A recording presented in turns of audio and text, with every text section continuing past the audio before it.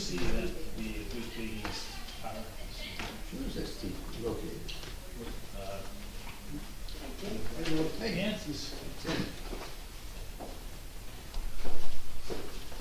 The living room? Great. We're live streaming, just so everybody knows.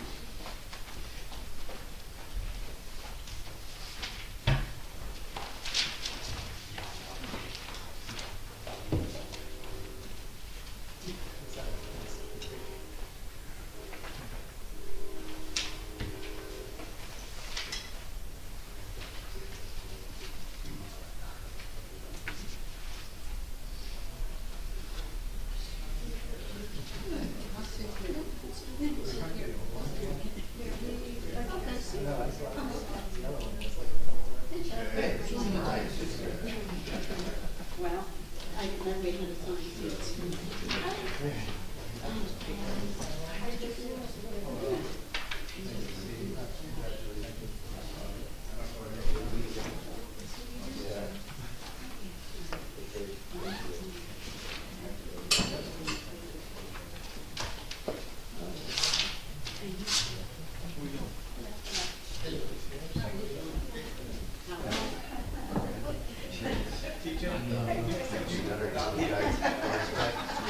I was paying for code.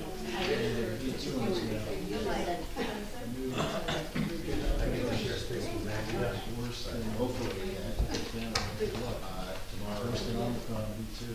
First week. So I get a hazard duty sitting next to it.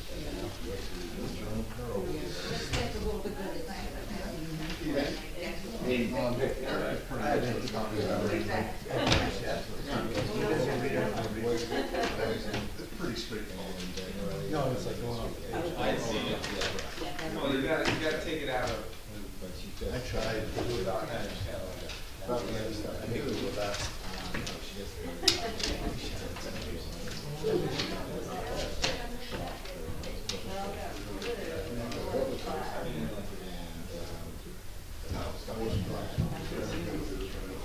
Well, Thursday, she said he was going to open that. Well, I did see that. And she says he's going to show me. Good. Yeah. I mean, she's easy to put down.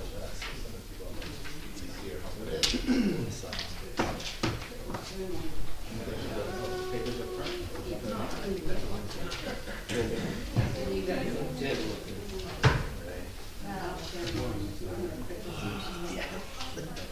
That's it. You want to bet on that one?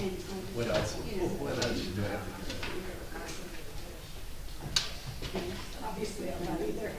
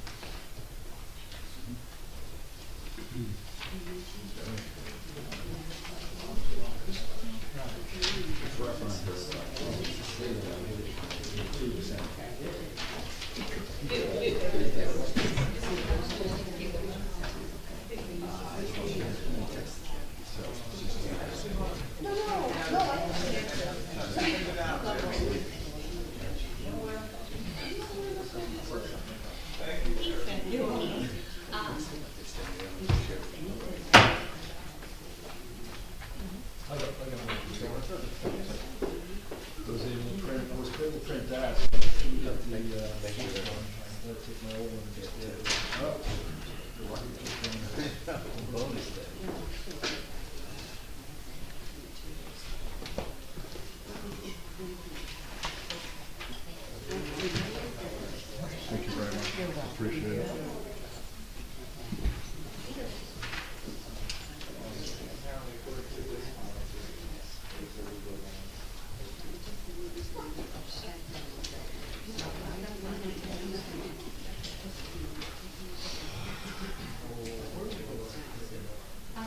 Where would you like to go? I mean, it's your evening.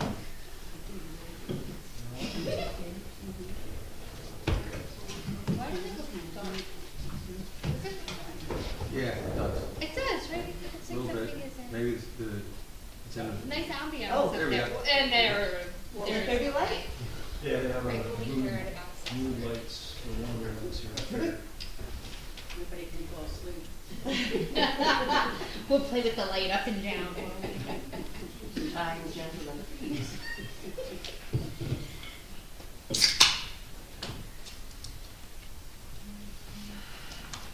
Okay, 6 o'clock, we're missing our borough attorney, but I'm sure he's on his way. We can, I think, get started with the beginning of the meeting. America, call to order. I'll do the pledge of allegiance, Jeff. Pledge allegiance to the flag of the United States of America and to the republic for which it stands, one nation, under God, indivisible, with liberty and justice for all. I wish to announce that the 48-hour notice as required under the Open Public Meetings Act was emailed to the Asbury Park Press, the Coast Star, and New Coaster on December the 16th of 2021. That a copy has been placed on the bulletin board in the borough office, and that a copy has been filed with the borough clerk. Mr. Bennell? Here. Mr. Gutatosi? Here. Mr. Sexsmith? Here. Mr. Weber? Here. Mayor Fox? Here. Good evening, everybody. Tonight, number 6 meeting of the year. We're going to move one item on the agenda, number 6, on presentations up to accommodate a school board meeting across town. There's a number of school board folks who have to get to a meeting. David Tonzola has served the community well since 2004 as the Bradley Beach Elementary School Business Administrator and School Board Secretary. And we have a proclamation that we want to read to David. And David, could you pop on up here?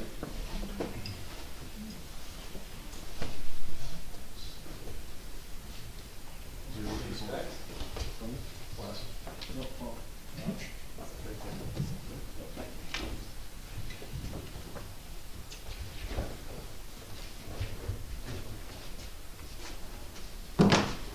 Thanks, Wait. See you. Thank you. Okay. And got a number of Board of Ed members here. How you all doing? Okay. Dated March 22nd, 2022, the Borough of Bradley Beach proclamation honoring Mr. David Tonzola. Whereas Mr. Tonzola has served the community well since 2004 as the Bradley Beach Elementary School Business Administrator and School Board Secretary, and whereas Mr. Tonzola has earned the respect and admiration and high regard and affection of those who he has come to be in contact with, and whereas Mr. Tonzola has served the community with integrity and always displayed the utmost attention to detail, earning the trust of the Board of Education member, whereas Mr. Tonzola has announced he plans to leave the Borough of Bradley Beach Elementary School, and whereas his performance of the duties and responsibilities as BBES Business Administrator and School Board Secretary long have been characterized by excellent contributions to the entire community, now therefore it be resolved on behalf of the Mayor and the Council and employees of Bradley Beach, wish to express our sincere thanks to Mr. Tonzola for his distinguished service to BBES and highly commend him for the manner in which he has carried out his duties, and extend to him our best wishes for continued success and happiness in all of his future endeavors. Very much. Thank you.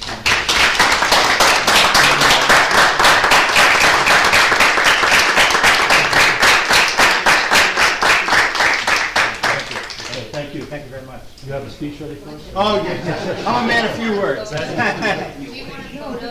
You guys all want a photo? Yeah, you want a photo? Take a quick photo? Sure, thank you. Get the school board folk. Would you mind? School board members? You want to? I'm standing in front of you. Stand here. Have we figured this out yet? Oh, Darcy. Should we go on one side and you guys Mix it in, mix it in. All right. Shorter in front. The shorter ones.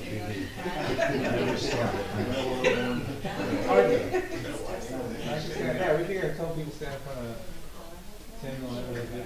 Or my name's in the back. Really? Yeah, you take close to it. I can wait till like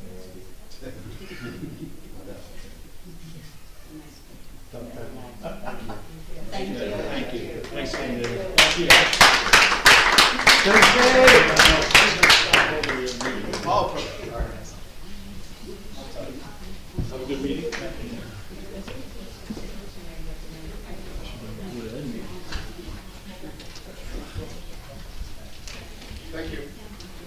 Thanks, Steve. Thank you.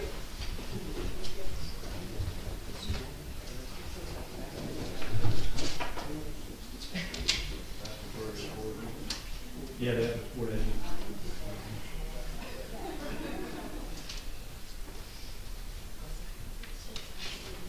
Okay, we'll get started. Thanks everybody for accommodating that change. We as a community continue to support the democratic country of Ukraine. We'll continue to look at ways to support their efforts. We continue to observe Women's History Month. It corresponds, actually it corresponded with International Women's History Day on March 8th, our last council meeting. And again, congratulations and thank you to all women here tonight. We have no ordinances for introduction tonight and one for adoption. We do have 3 workshops tonight, 2 of which I think should go pretty quickly. The third is why we set this meeting a little bit early.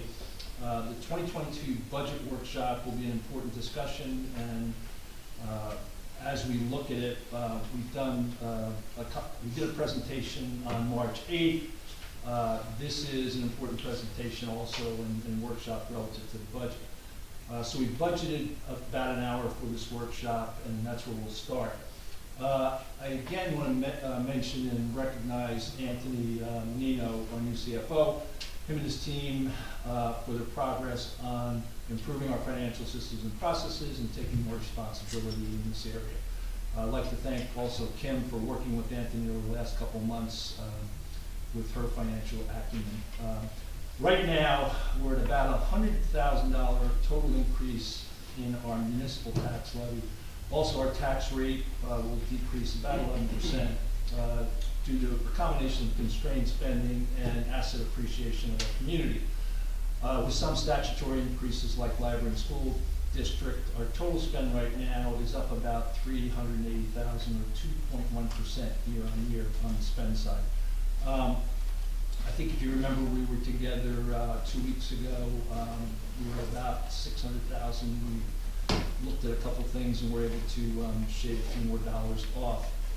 So I believe it's a fair budget, but we'll now introduce Anthony, he'll frame where we are, and then we'll go through a workshop discussion.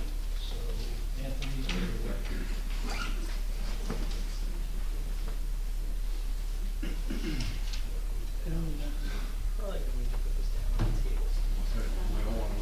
Yeah, might be, we've got room down there to kind of see what's showing. You want me to?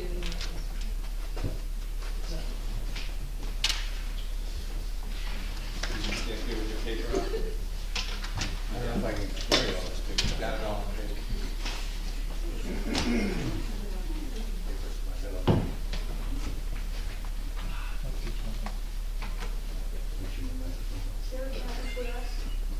Is there a copy for you? Yeah, just me, not us. Oh, here. Sir, would you like my chair? I had one I give you one. I know you do. You don't have one either. Let's try. I just didn't bring it. What would you?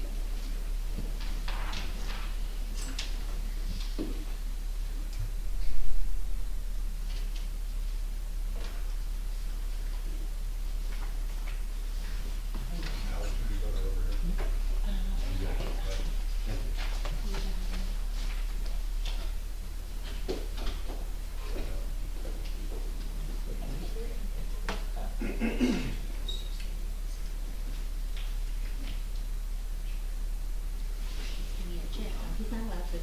Anthony, is there anything that could go just back a couple of feet? Sure. That whole shebang.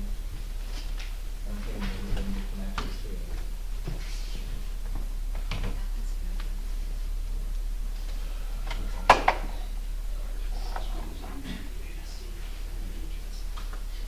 Got it? Yep.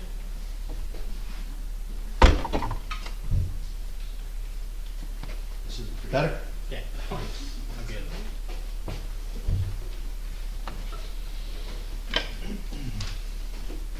Alright, so I got my little table here. You want a chair? We're gonna make this work. Anthony, you want a chair? There's one right there. Yeah, that'll make it easier.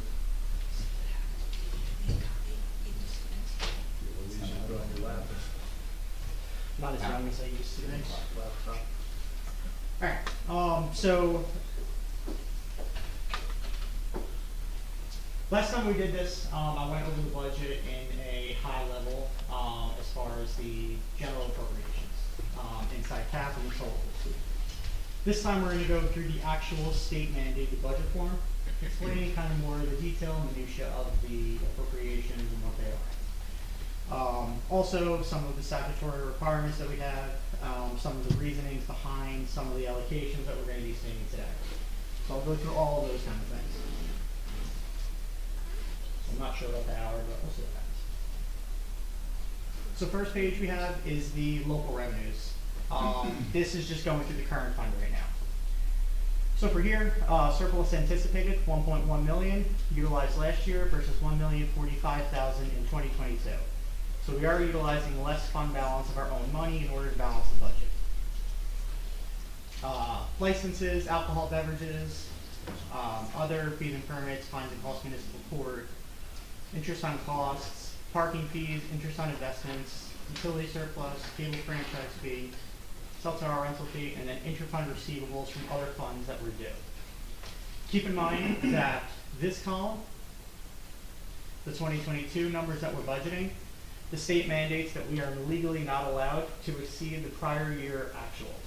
So, for example, if we only received 69,000 in parking meters for 2021, even though we budgeted 100,000, we cannot do 100,000 again. Even if we feel that we are going to get 100,000, we are limited to only what we collected in the prior year. So right there, that's that's a $35,000 less that we can budget this year. It's a state mandated requirement. There's no way around that unless there is a resolution or financials that back up the reasoning for that. So these are where we are with that. Then we go through a little forward. We have state aid. Right now, energy receipts tax. Last year we budgeted $355,290, collected $355,290. This year we're budgeting $355,290. That's a state number. The state gives us our state aid. It's been stable every year since. There's no change in that. The state is looking at increasing this number based on increases in energy receipts tax. Prior years, back in 2007, the state decided that rather than giving municipalities their fair share of increases for energy tax receipts, the state decided to take those increases for themselves to fill their own budget hole. Surprising, the state took money that wasn't theirs.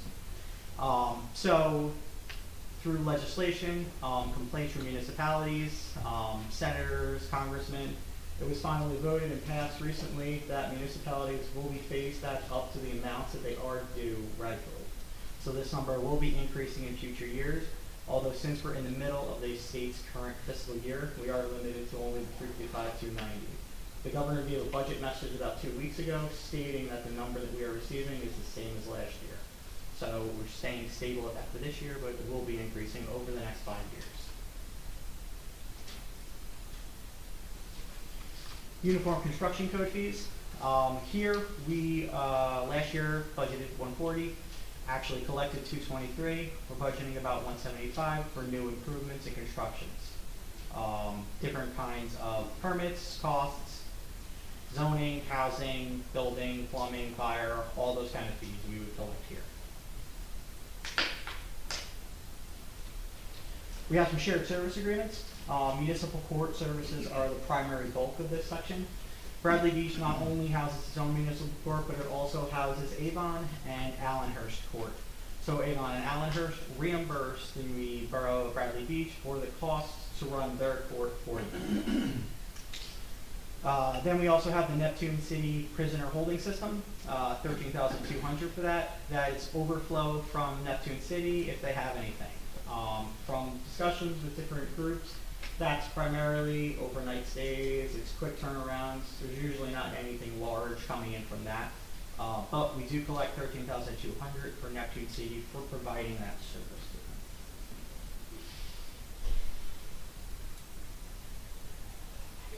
to them. Next up we have code enforcement permits, 50,000 collected last year, 59,000 collected last year, 50,000 budgeted. We're budgeting again 50,000 in code enforcement permits. Again, keep in mind, even if we think we're going to do 60,000, we are limited to that 59,458 that we collected in prior year. Next up, we have grants. So here, these are any grants that we have either been awarded or that we've actually gotten the cash for. We cannot budget for a grant that we are in the process of awarding or the process of receiving. It has to either be cash in hand or an award letter in hand. We have to show proof that this is a grant that we are going to get. So as of right now, today, we've already collected recycling tonnage grant that is cash in the bank. We've received that check and have deposited that check in our systems, so that's already money that we can bank on. The other two that we have is Drunk Driving Enforcement Fund, 1920 on the bottom. That is money that we received in 2021 that was not budgeted for. The money was received after the budget was completed, so the state allows us to insert it into the budget the next year in order to utilize the money in the grant fund. And the last grant that we have here is the Monmouth County Open Space Grant of $70,000. That is a county match. So that money is coming directly from the county. That was awarded, I believe, at December of last year sometime. So that is money that we actually had to agree to put forward our own money in order to get that money. So we had to put $70,000 in of our own money, and then the county will give us $70,000 of their money, totaling a general project of about $140,000. Anthony, before we move on that, Yep. the American Rescue Plan, where does that money come from? Does it come directly from the federal government, or does it get, flow through like the state or the county? So the American Rescue Plan, it goes one of two ways. If you were an NEU, a non-metropolitan unit, then you were going to get that money directly from the federal government. That you were determined in NEU if you were above 50,000 employees, or residents. Bradley Beach is not above 50,000 residents, so you are going to be getting the money directly from the state. So the state got the money from the federal treasury, then the state had, I believe, 30 days to remit the money over to the municipalities. So the American Rescue Plan comes in two tranches. The first tranche came in June of last year. So that money was about $217,000 that was received from the state. Essentially, the way that the technical term is, it's a pass-through. So the money came from the federal government and passed through the state into the municipalities. So the 217 in 2021 was budgeted as a Chapter 159 grant that was inserted into the budget in 2021. So that is why you see this right here. That's probably why I brought it up. So that was brought into the budget, and that's also why I signify over here Chapter 159. So this was brought into the grant fund through the Chapter 159 process. That was a resolution that was passed in 2021. So now there is $217,000 currently sitting unused, ready to spend in the grant fund. I believe that's been earmarked for certain projects already, hence the reason that it was put in as 159. The state required that as we filed the Chapter 159, in order for them to give approval for the 159, they were asked us, what are you planning on doing with the money? We then had to submit a certification to them, explaining to them that we were planning on doing X, Y, and Z with it. I want to say that the 217 was partially sewer related, maybe?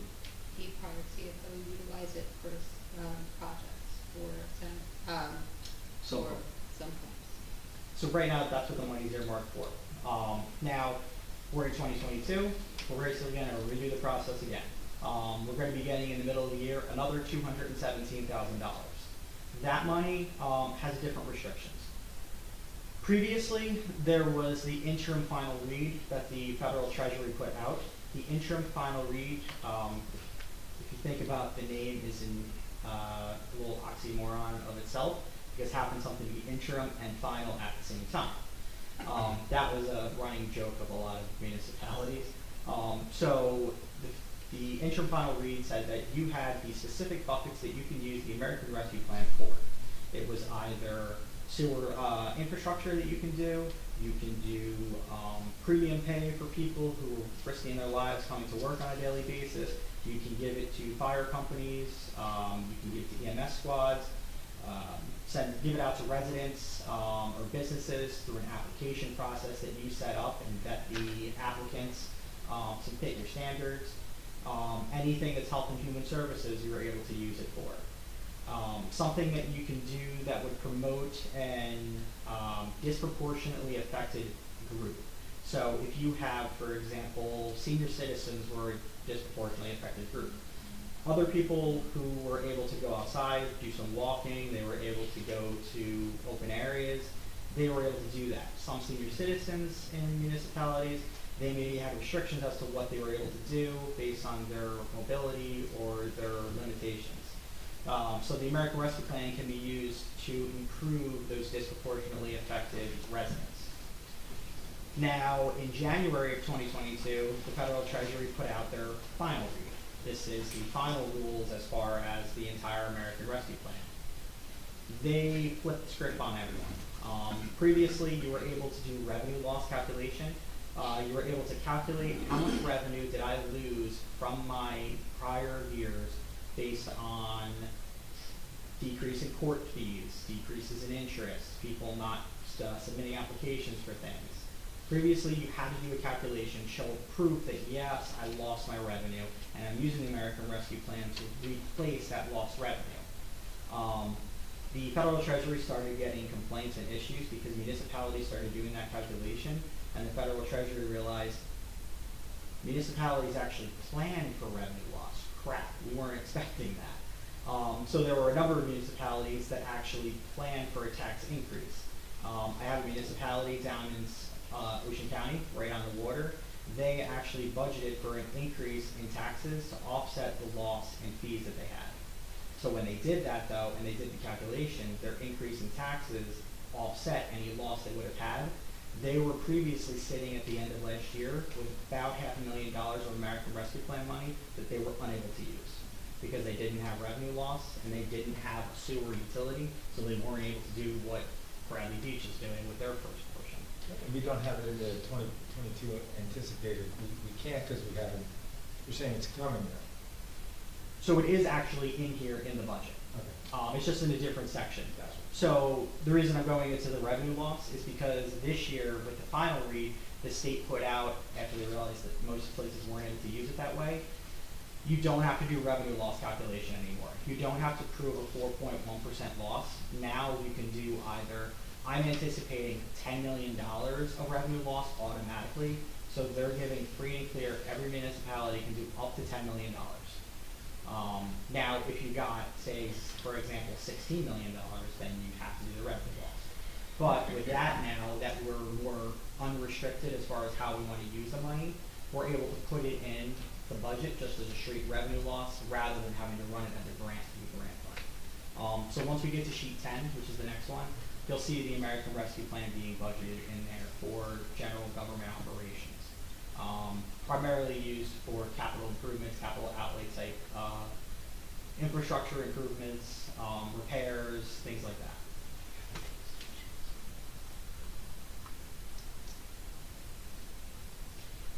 So here we have our section G, special items. So this is, we have the Uniform Fire Safety Act, Verizon franchise fees, then we have multiple reserves. These are monies that were currently sitting in the general capital fund specifically. Some of them were actually sitting in the current fund as money that's just been moved over aside over a number of years. So through processes in budgeting, processes of cancellation of ordinances that were never needed after the project was completed, money was set aside, and for lack of better terms, it was set aside and then forgotten about. These numbers have been the same over, from what I've seen at least, the last 3 years. They haven't changed. So this is cash on hand that was just set aside. Through the process of writing the annual financial statements and the audit report this year, I went through and I identified these specific reserves. Then through discussions with DPW department, administration, it was decided that we could utilize these fees for these specific improvements. Now keep in mind that we can't, for example, take reserve for public works generator, turn around and go put a bench in a park. That's not gonna work. We have to bring the money in and then use it for that specific purpose. So in the capital outlay section that we get to later, we'll see that we are using this money for these specific purposes. So those are all the reserves that we have out there. Next up, we have American Rescue Plan that we previously just talked about. That's being brought in and then being used to budget for capital improvements, capital outlay, and general operations. Tourism we could use for that, things like that. So it's being used to offset certain of the budgets. And then last up, we have general capital fund balance, $150,000. Again, through the process of the annual financial statements rating and the audit report, last year when debt was issued, there was a premium on debt that was received. So every time you issue debt, the banks fight over you, which is always nice. They issue and recommend a premium to you as far as, hey, pick my bank for your debt issuance, I'll give you a premium on your debt, and then you decide what you want. Bond counsel and financial advisors usually advise on a combination of the interest rate received and the premium to determine what is the best course of action for the municipality financially. So through the last few years, there was about $150,000 that was received of premium on debt issuance costs. Now that debt issuance costs we are allowed to bring over from the general capital fund into the current fund and utilize that to offset debt costs. So essentially we're taking that $150,000 in and then turning around and using it to pay our principal and interest costs. So we're essentially offsetting those project costs that we have.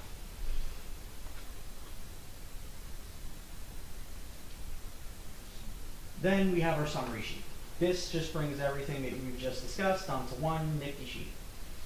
So we have all the totals that we previously talked about up to the $2 million, which is all these items. Then we have this, receipts for delinquent taxes.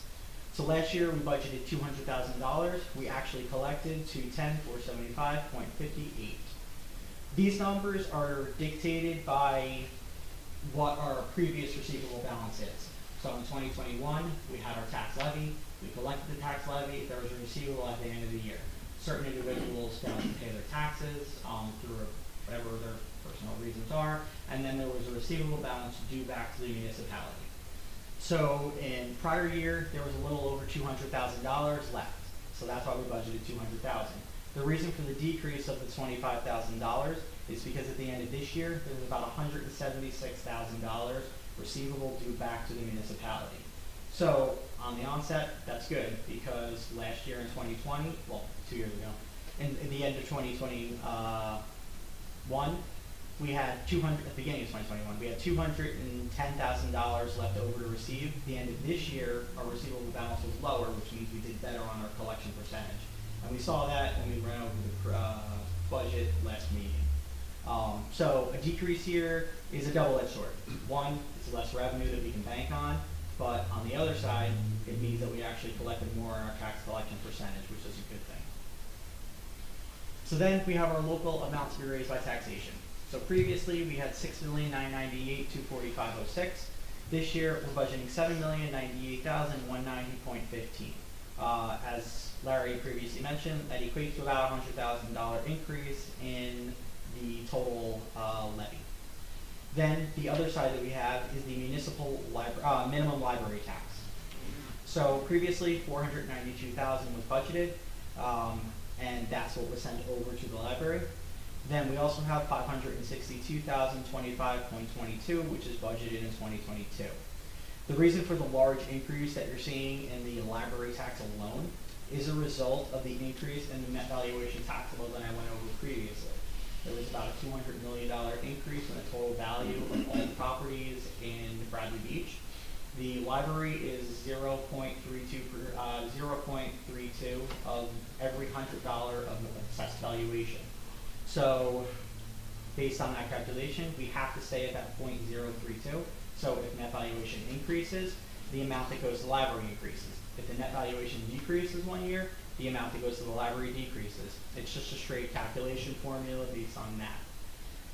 So for that, the total amount support municipal budget for prior year, $7,490,000. We collected $7,853,000. Then the other side, for the current year, we're budgeting $7,660,000. So the reason that you might be looking at this and saying, well, we budgeted $7,490,000, but we collected more. How do we have a delinquent taxes balance? The reason for that is because keep in mind that we also have to account for the school taxes money. We have to account for the county money, any special district taxes money, anything like that, any other entity that we're collecting the taxes for. So even though it appears to be collected more, when we factor in that we're paying those entities their full share when we didn't collect the total full share, that essentially offsets the amount. And that's why you might be noticing that. So those are the total revenues that we had there. So then we'll go over the appropriations. So first up, we have the general administration, 207 budgeted versus 185 previous year. Other expenses, 24,500, 35,000 budgeted. So on here, we have in aggregate the salary and wage, other expense for each department. So on this page alone, I'm going to go over the main highlights rather than going through every single department because people have families. So the key takeaway on this sheet is noticing the municipal clerk section. We have budgeted in current year salary and wage 141,000 versus prior year of 195. So that's a large decrease. Don't worry. Didn't jump over it. But if we look down right below it, we have human resources of 45,000 when we had 0 in prior year. We have elections, 2,500. We had 0 in prior year. Previously, all of these sections was just lumped together, municipal clerk, which obviously makes tracking these specific individual functions very difficult. Because when salary is posted, it's just posted as a total number. If we were to go back right now and look and see, what did we pay prior year for elections? Give me a week. I'm gonna have to go through every payroll that we had, factor out the employees that worked on that function, the hours that they worked. If someone was split between 2 departments, I would have to allocate their hours based on department, asking them where did you work, what did you do, any sheets of your time. So now we're budgeting into different functions to really track what people are really doing and what the tax money is being used for as far as the different functions that the municipality provides to the residents. So that's the reason for that large change. The other change is we are budgeting for an additional person. Is it a part-time person, I believe? Part-time person for the municipal clerk's office to assist with different functions as far as filings, really just office assistance and work.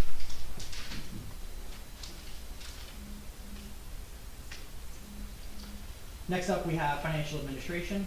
We have audit service, revenue administration, and tax assessment, or tax administration, which is tax assessor. So here, a large decrease that you're going to notice is audit service. So previously, when the auditor would come, the auditor would write the financial statements, write the annual debt statement, write the annual financial statements. They would write, compile the audit report. They would compile the budget document, file any supplemental debt statements, and then they would audit everything that they just did. So naturally, not great independence on that, considering you're auditing work that you compiled yourself, even though it's not work you did during the year, it's still work that you put together. So this year, we're lowering the amount that we're budgeting because we're bringing a lot of those functions in-house. For example, I've already written the annual financial statement, the annual debt statement, and the annual audit, and the budget's already, for the most part, put together, depending on how things proceed. So all of those functions are no longer needed by an outside firm. It's already covered under the municipality doing it themselves, which is really the best bet. You're able to then make sure that your numbers are tied out, that you have an audit report that matches the financial system, so that when the auditor comes, they can take the numbers, they verify it against the system, and everything matches. So through bringing those functions inside, in-house essentially, we're able to decrease the audit fee that we have over here. So it's not $10,000 for the total audit fee. Previously, there was budgeted about $30,000, or actually $38,000. This year, I'm estimating really that the auditor should really come in only at about $20,000. Because of those reduced functions that they have to do. For performing an audit, 90% of the work that they really do, I did audits for about 8 years. Most of their work is really the compilation of the audit report and all of the additional reporting and filing that goes into it. When the auditor comes in this year, they're literally going to walk in, I'm going to hand them an Excel file, and that entire process for them is complete. So they don't have to do any of it. So we're allocating a portion of the audit fee to the current fund, and then we're also allocating a portion of the audit fee to sewer and a portion to beach. When the auditor comes in, they're auditing the current fund, the taxes, all the revenues received, all the expenses that went out. When the auditor comes in, they're also reviewing all the beach batch sales, all the expenses in the beach, all the payroll in the beach. Similarly with the sewer, when they come in, they're auditing everything with the sewer. All of the tax stub payments, every time someone comes in and makes a sewer payment, they're looking at the same thing, payroll, expenses, all of that type of stuff. So it's really only fair that the sewer and the beach pay for their portion of the audit fee also. So budgeted approximately $10,000 for the current fund to pay for their portion of the audit, and about $5,000 for a portion of the audit to the current, the sewer, and $5,000 portion to the beach. One thing to note too about the audit fee is previously the current fund paid for the entire audit. The beach and the sewer did not pay for any of the audit. So all of the audit was just on essentially tax-paying money.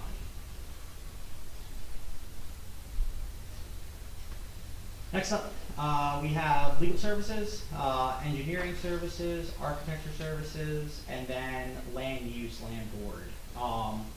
So here, a big takeaway is engineering costs.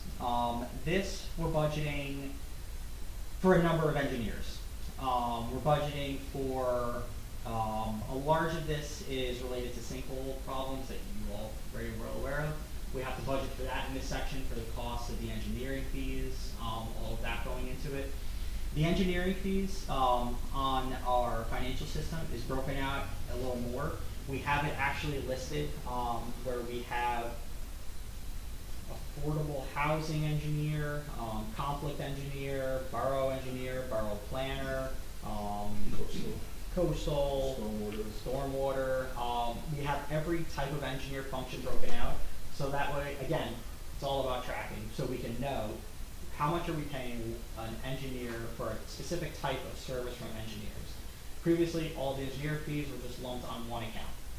So again, it was just, we had engineer costs. We really didn't know, well, what was all the engineers working for. It was just engineering. So really, to get a good understanding of the engineer costs, we're breaking out all of the engineers in our system under our sub-accounts for the different functions that we have now. The other section that we have here is the planning and zoning board. So here, you probably have already figured it out. We no longer have a zoning board of adjustments. It's really just all under land use planning board area. So that's why essentially the zoning board information got brought up into the land use section. So now we just have one board compiling that information and tracking that.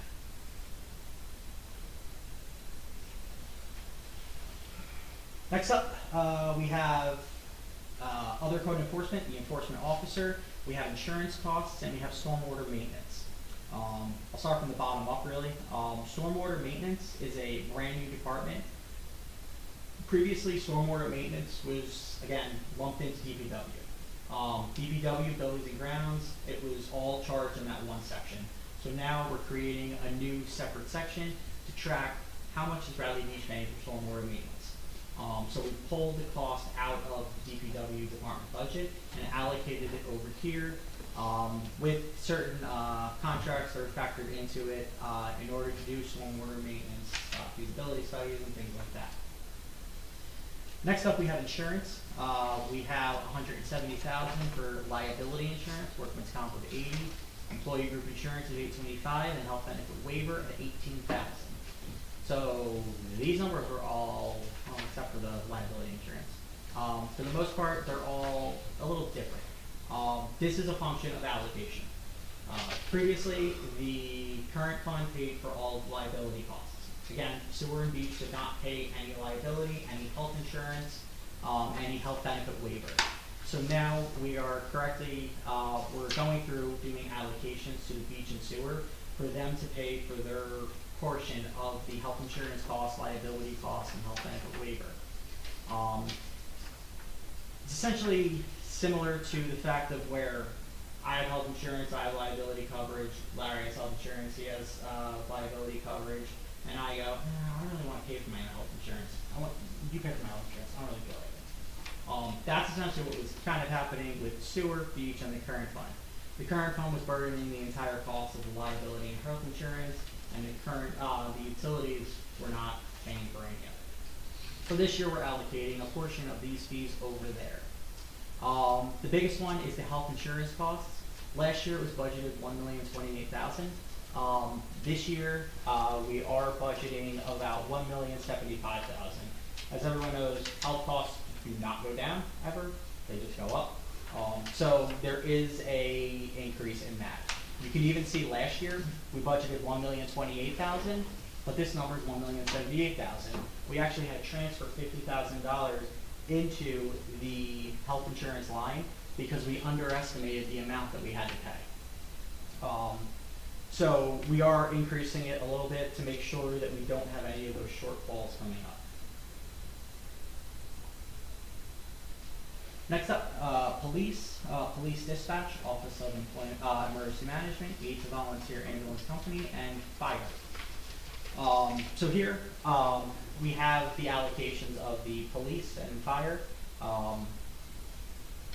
Some of the police costs we are allocating over to different functions.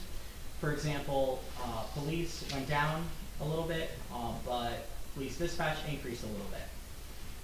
Again, also, additionally, we are charging a portion of the police salaries over to the beach because, again, the police do patrol the beach, they monitor the beach.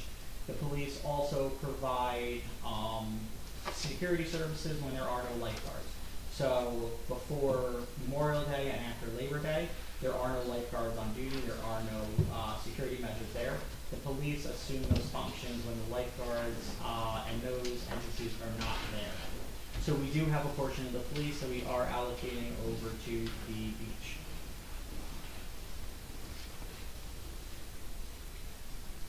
Next up, we have fire hydrants. We have Fire Prevention Bureau, Municipal Prosecutor, Municipal Court, Public Defender, Crossing Guards, and road repair and maintenance. So here, increases for certain things based on contractual increases.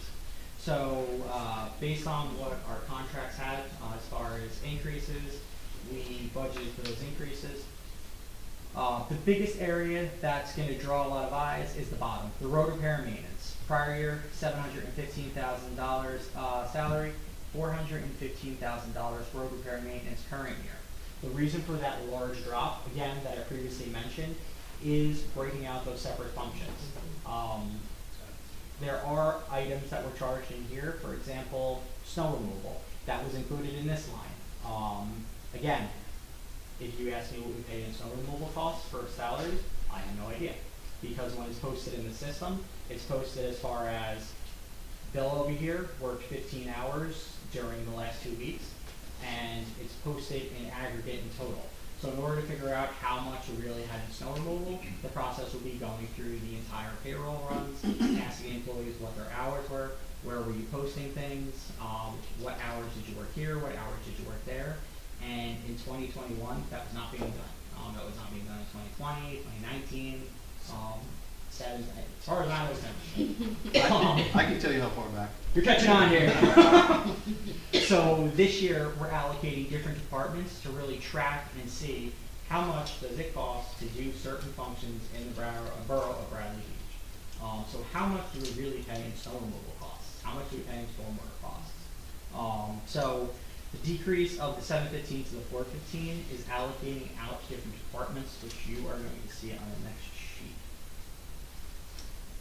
Also, Anthony, you changed fire hydrants, which, in case anybody had a question on that they were charging the water for fire hydrants, so that should actually be to replace fire hydrants. Fire hydrants, that was the water bills for the fire hydrants. So a water bill is a utility bill, and we have utility lines for budget.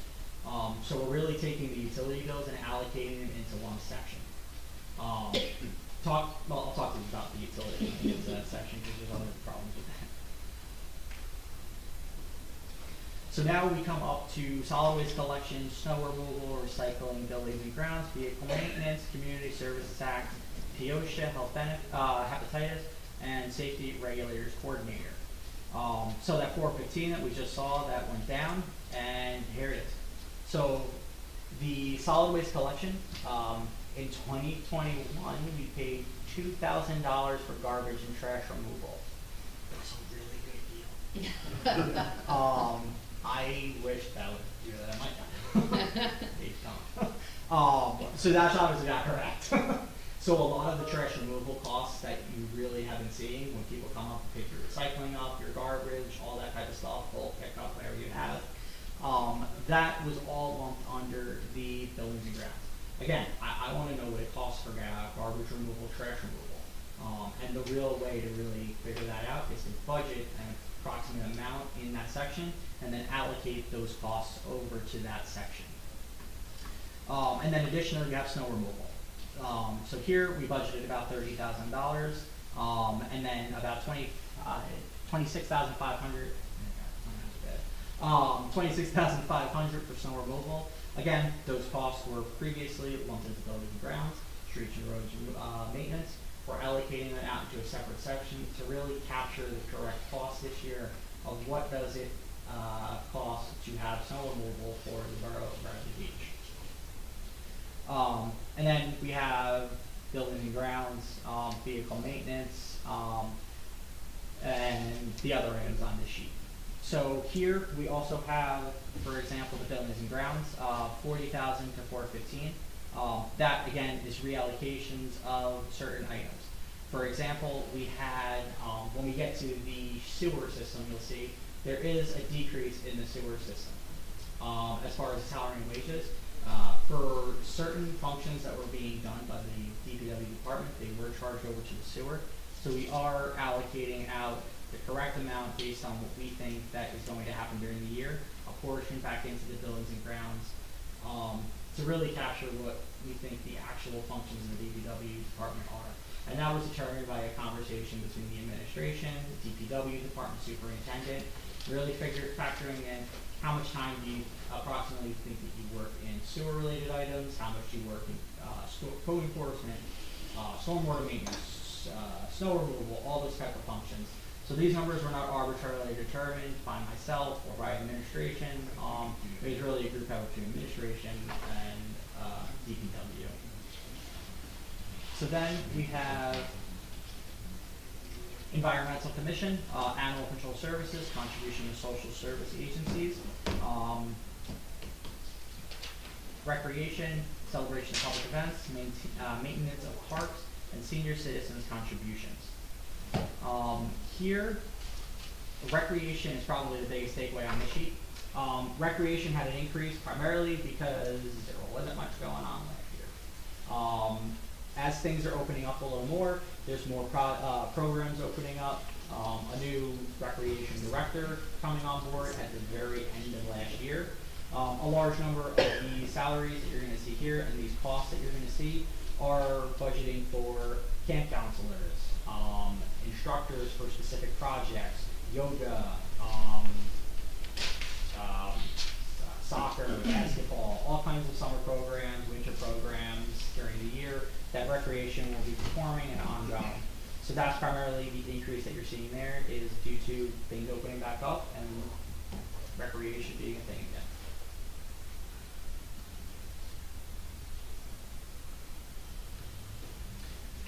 Next up, Arts at the Beach. We have historical museum contribution, tourism, shade tree, and the utilities. So first up, the biggest thing is there's a tourism account. You're a beach town, so it's naturally going to have tourism. So it's really best to have a department for the tourism department to really track what are we spending on tourism to really bring people into the borough from the outside as far as functions, different kind of festivals, seafood festivals, stuff that you have there. I think it's the seafood festival that you had at the beach years ago. So that is budgeting for those tourism fees.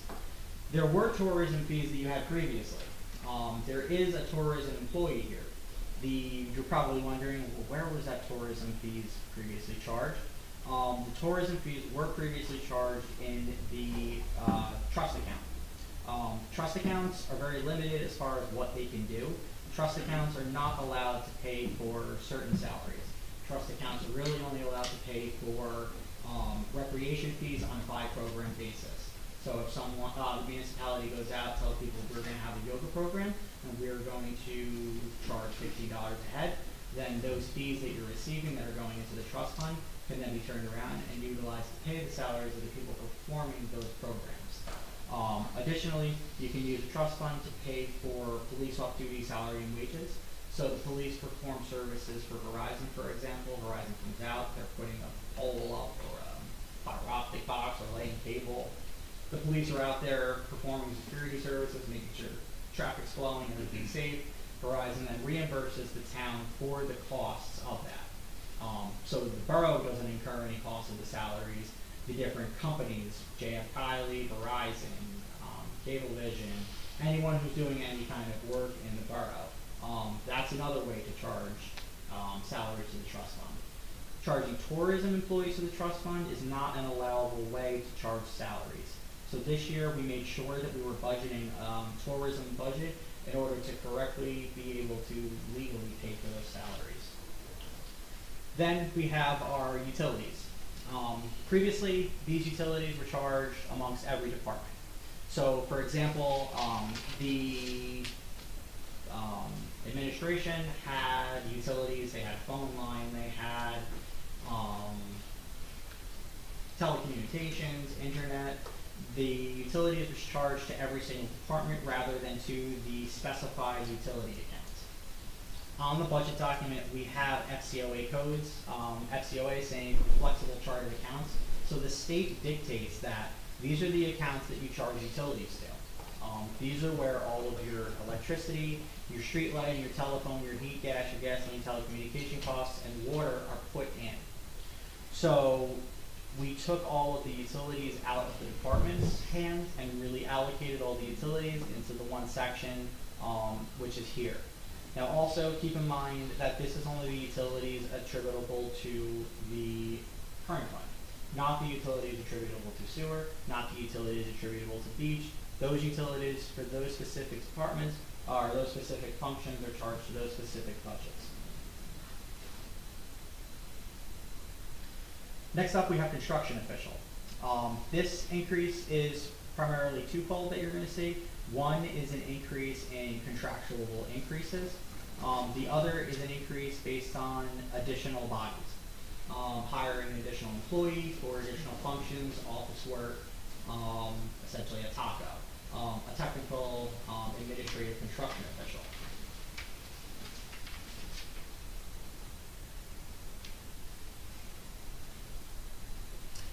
So here is a summary that we currently have. The one line that's new on this sheet that we're going to want to look at is contingent. So this is a line that was previously not utilized. So for the contingent line, we're budgeting about $50,000. So contingent is essentially budgeting for oh shit instances. Something comes up and we weren't budgeting for a specific department, but it's a need that we have that we need to put money into somewhere. It's not really attributable to any specific department. It's a borough-wide instance. This is just a count that we put in just to cover ourselves for possible future issues. Same way how I'll go talk about Ida. Hurricane Ida hit, and that was something that happened. I don't think anyone in this room could have ever said, you know what, I have a feeling that in 3 weeks we're going to have a storm that's going to destroy everything. So this is a section that's essentially the same thing. You can't plan, you can't budget for everything, but we're going to try. So municipalities are allowed to budget this contingent line. This is a line that's entered on the budget that the state includes for municipalities to utilize. This number is 9 times out of 10 the way I see this going down for most municipalities. They put a number in this line, it sits there all year, it rolls over to the next year, at the end of the next year, the entire thing is canceled. because they don't use it. So most times this is put in here as a safeguard against certain things that we might need to do that won't be in the main budget. But municipalities, on the most part, end up canceling this anyway and not utilizing it.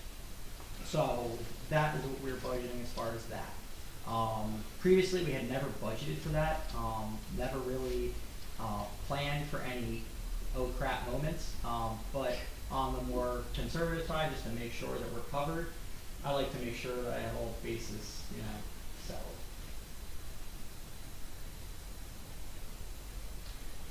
This line, we have our deferred charges. So in 2021, through the process of writing the annual financial statement and writing the audit report, there was over expenditures in the budget. We spent more than we budgeted for. In the current fund alone, it was about $31,434.98. Those over expenditures were entirely related to two functions. One was salary and wages.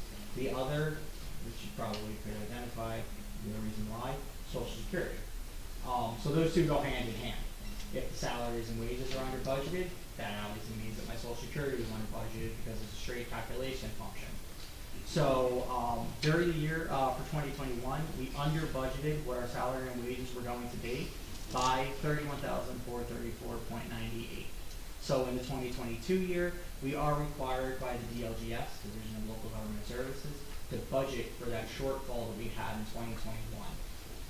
Essentially, once we have an over expenditure in a prior year, we're already starting off our next year on a low footing. So that is what our over expenditure is for, and there's really no getting around that from the state perspective. Is there an impact on having repetitive over expenditures like that? So if the state, through the audit process, because this is kind of a double-edged sword, we have an over expenditure, the auditor is going to come in, they're going to see the over expenditure, that's going to be an audit comment. So now when the audit comes in, that's going to be a comment and essentially a demerit on the financial statements. So when they come in and do their audit report at the middle of the year, they're going to complete their audit and they're going to go on the FAST system, the Financial Automated System Tracking, and they're going to report to the state that, hey, Bradley Beach overexpended their budget. They didn't budget enough for the salary and wages and Social Security. So the state then reviews those audit comments every year. And if the state sees repetitive audit comments over a number of years, the state will install a state monitor. So essentially, the state installs an employee of the state at your municipality and watches over everything you do. Now, some people might say, you know what, that's kind of good because now I have someone overlooking my stuff. Yeah, but keep in mind that the state's not paying for that state monitor. You're paying for that state monitor through the taxes. Because as we all know through the energy receipts tax, the state's kind of greedy. So yes, the state will, by looking at repetitive audit comments, possibly install a state monitor. If it sees audit comments year after year, they're not being cleaned up. I've had a number of clients that had state monitors. Camden County had a state monitor for a number of years. Lakewood had a state monitor for a number of years. And it's usually not a good, it's not a good look, especially for bonding purposes. Whenever you go out to bond for things, state monitors are usually not a great thing. I mean, audit comments are not a great thing for bonding purposes. When you go out to try and get grant awards, counties get kind of wary when you start telling them I have a state monitor. When the county, state comes looking to offer grant money, that becomes a problem. The state counties, they're not going to want to give grant money to municipalities that have state monitors. So there are problems with having repetitive audit comments, which is why you usually want to clear them up within a year, or preferably within a year. Or not have them. Or not, yeah, that's the preferable way. And that's why every year there's a corrective action plan that is submitted, and that's why the corrective action plan is required to have an implementation date that says that by this dead drop date, I'm going to be correcting this audit comment. Anthony, a question? Yep. I don't know the exact number, but salaries across the borough, across all the funds, the two utilities. $6 million, probably about 4.5 million, 4 million for the current fund. Mhm. How do we miss by $30,000? I mean, it seems so relatively small number. I mean, are we not? Primarily, Yeah, and this is what I've noticed, it's overtime. And it's tough to budget for overtime. But overtime, is what is really driving a lot of the salary cost increases. Because you're not really sure what overtime's gonna be, there's projects that are going on, those projects still need to be completed. So overtime is really one of the driving factors for, over expenditures in this nature of these. That, and then contractual increases. Increases across different specific contracts for specific people, for specific, CWA contracts and things like that. Those are also what contribute to the over expenditure. I know you're at a line by line, Mhm. itemization here, but you shared with me in an earlier conversation that we actually added to surplus in the current fund, Yes. $300,000 perhaps. So it was order of magnitude was a good size For number. current fund, it was only about 100,000. Okay, well, okay, we can talk Yeah. about it later. But the total surplus is close to 3 million? Yep, it's 3,030,000 or something like that, I think off the top of my head. So, I guess what I'm wrestling with is in the future, to make sure we don't miss, especially by this kind of magnitude, this smaller number. It wasn't a cataclysmic event that cost us. This is something I would guess we could have been tracking in October, November, seeing that we're running really tight. In the event that we see that in the future, is that the type of thing we can change the appropriations so that we give ourselves a little more cushion? You can. At year end? Yep. Yeah, so usually, and this is a process that I personally do in my towns. Late October, early November, I usually go through the budget, figure out the revenues, figure out the appropriations, and make moves to really make sure that our fund balance is improving and that we have all of our appropriations covered. From what I saw, I'm not sure if that was performed previously. I don't know if I was here until like the last 10 days of December.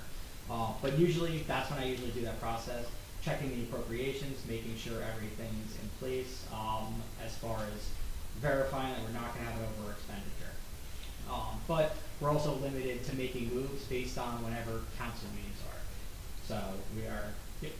So Anthony, I just wanna say I did begin to do that process late October as well, because it is a good practice to have. That's when I realized that allocations really weren't being made, and certain payrolls were lumped in to certain departments. Overtime was charged in the regular line item, not in overtime. So we really had to create a new world for ourselves, to see where we were at. So there are still items that are going to come up in salary and wage and overtime this year for last year as well. You can go into more specifics later on when we answer questions, but we had to also budget for things that are going to be corrected during the course of the year. So then we also have pension.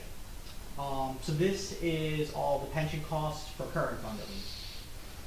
So we have police employee retirement system, we have the social security line, the consolidated police and fire pension system, the general police and pension fire system, and then we have unemployment and DCRP, or lovely known as DCRAP.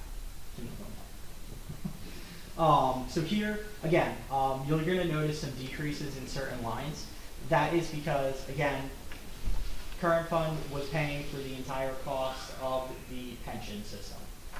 So employees who are working under sewer, different employees like DPW, certain employees are broken out between the different functions. So one employee would be cut between current, sewer, beach. Any pension costs that would have normally been attributable to sewer and beach, again, that was all charged to current fund. So current fund was burdening the entire cost of the pension system for the borough. So that is why some of the numbers you see that are decreasing, because the difference in those numbers are allocated over to the utility funds. Additionally, for example, for the police and fire retirement system, $174,000 is budgeted for prior year here. Then additionally, there was $55,000 of that was budgeted over in the sewer and the beach. That was never utilized. So for some, I don't know, but it was essentially double budgeted in prior year. This year, I went through the process of downloading the state form, which details out the entire pension cost for the borough for 2022. And then I allocated out based on the actual physical invoice that we are receiving to make sure that there's no reason to budget more than only what the state is requiring to be paid. So we are budgeting the exact amount that the state has on their documents and their forms. The payment for these pension costs that you're going to see here are due to the state by April 1st with a grace period at the end of April, so April 31st. So these are going to be paid within the next month. So these, then the other item that you're going to see is DCRP, $5,000. So DCRP is essentially anyone who does not fall under the PERS, Public Employer Retirement System, or the PFRS, Police and Fire Retirement System. So if you are an employee who works over a certain number of hours, but is not a general PERS employee or a police and fire employee, DCRP is essentially where you would fall. It's kind of like a catch-all for a pensionable employee that doesn't fall under one of the main two brackets. The state does DCRP through their system, so it is still a state-monitored, state-controlled pension system. So then we have maintenance of free public library and MOSAC. So again, you saw the taxes that we had for the library and the revenue side. Then in the appropriation side, we also have the maintenance of free public library. This number just matches the tax levy amount. So for this instance, we had 492 again versus 562 budgeted. Again, the increase is because of the increase of the 200 million in the net valuation taxable. So the process that occurs is through the tax collection process, the amounts are collected to the borough. Then the borough turns around and pays for the costs to run the library. So salaries run through the municipality. The municipality takes care of paying the library employees through this budget line. The pension costs are allocated here. So you actually see the pension costs right here for these specific employees. You see the costs of the utilities for the library. Again, that is included in here. All of the costs for the library that the borough pays through with the tax levy is allocated over here. The reason that all of the costs for the library are allocated here is for tracking purposes for the library, so that way the library can submit and report on their operations. Just last week, I think, March 15th. Just last week, we filed the application for state library aid. So we were able to ask for aid in order to help offset some of the costs to run the library. So through that process, we had this one line. All we had to do was run this line's activity. We were able to gather all the costs in one section in order to complete that application process by the deadline. So that's one of the reasons that we do track all of the library costs in one section. Additionally, we have the LoSAP, $17,100. Previously, we didn't have anything in this line because there was no LoSAP. LoSAP standing for Length of Service Award Program. Essentially for volunteer firefighters, first aid, EMS, all those type of functions. This is a program in order to incentivize those employees to essentially risk their lives for the certain services that are provided to the residents. It's a way essentially to get back to those people who are doing those functions for the general public. I think actually Kim is a LoSAP member from what I remember in another town. That is the amount that we're budgeting here. Keep in mind that $17,100 is not going to be spent at all in 2022. The reason being is that the LoSAP plan is essentially on a staggered yearly basis. The way the LoSAP works is employees, the the volunteers, go through the process of doing calls. They do training, seminars, they do functions. Through those different events and items that they perform and do, they earn essentially points. So based on whatever function they do and points they earn, that's how it's determined who qualifies for a contribution into this investment plan. Now, we don't know what they're gonna earn until the year's over. So we have to wait for 2022 to end, and then after 2022 is over, in the beginning of 2023, most likely January, February, those first aid EMS squads are going to submit an accounting record of Erica got 65 points. Congratulations, you qualify. Greg got 45 points. Ooh, sorry, so close. Better luck next year. So based on those employees who get those points, if they allocate out enough, then we will actually pay the amount over to the Lincoln Financial, who is the financial advisor, the amount in the beginning of 2023. The state only mandates one of 3 entities in order to manage this program: Lincoln Financial, the FIS, and Valley Financial. The Borough of Bradley Beach has elected to go with Lincoln Financial, which is one of the larger entities to manage the program.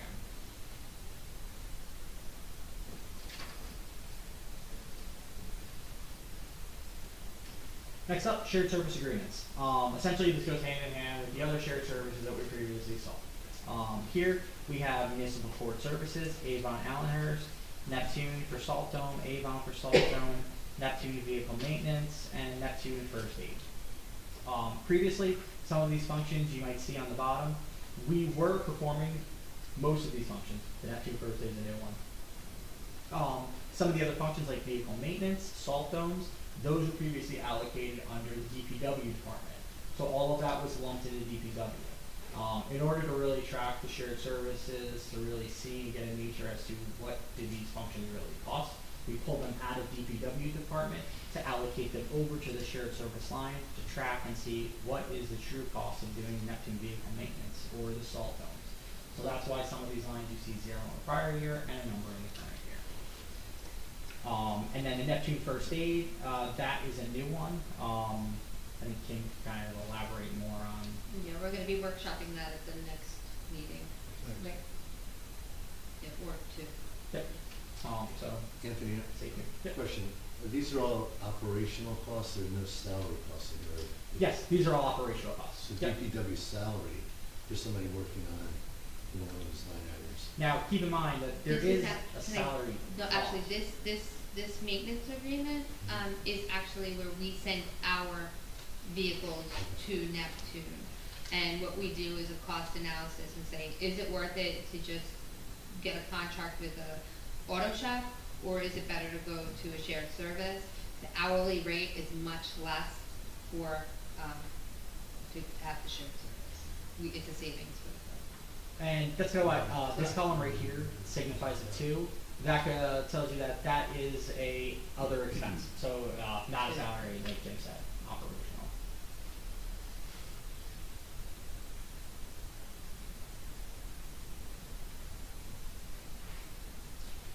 Next up, similarly how we have the grants over in the revenue section, we have the grants over in the appropriation side. So the way the grants work in municipality is the grants are budgeted as a revenue, the grants are budgeted as an appropriation. Then the grants on the revenue and the appropriation side are essentially charged out against each other and moved over into the grant fund to be utilized and spent down in the grant fund. So for the most part, when you see a grant on the revenue side, you're going to see the matching grant over on the appropriation side also.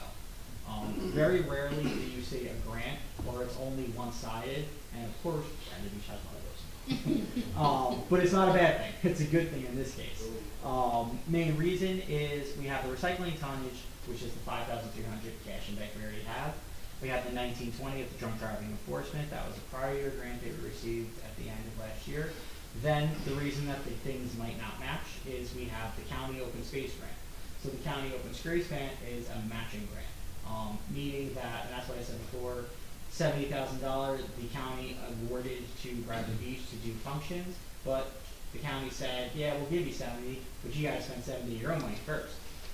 So on this side, we budget the $70,000 from the county or the county match.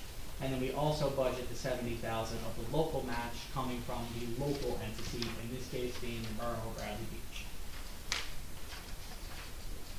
So like I said before, in total, the project that we're going to be doing is going to be about $140,000 that we'll be able to spend over in the grant fund.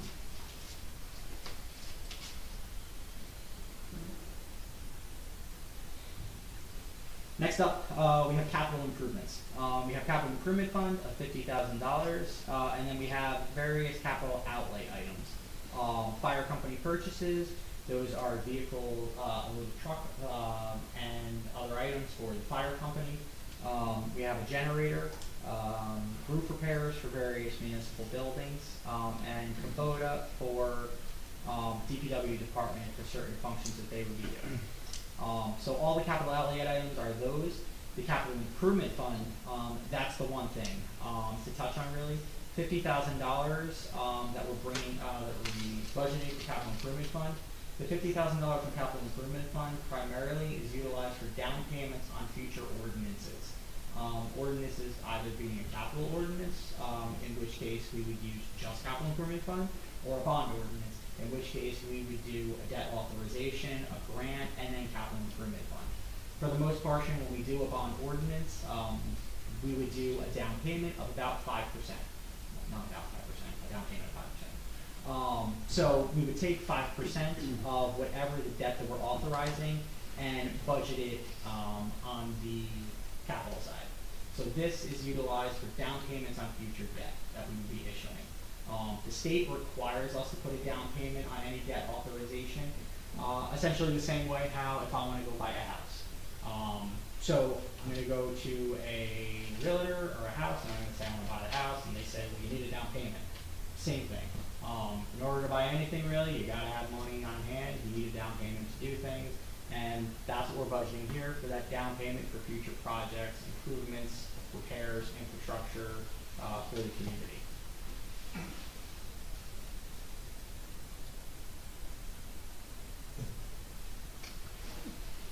So next up we have debt. Bond principal, we have interest on bonds, we have green trust loan program, we have loan repayments for principal and interest, and we have capital lease obligations.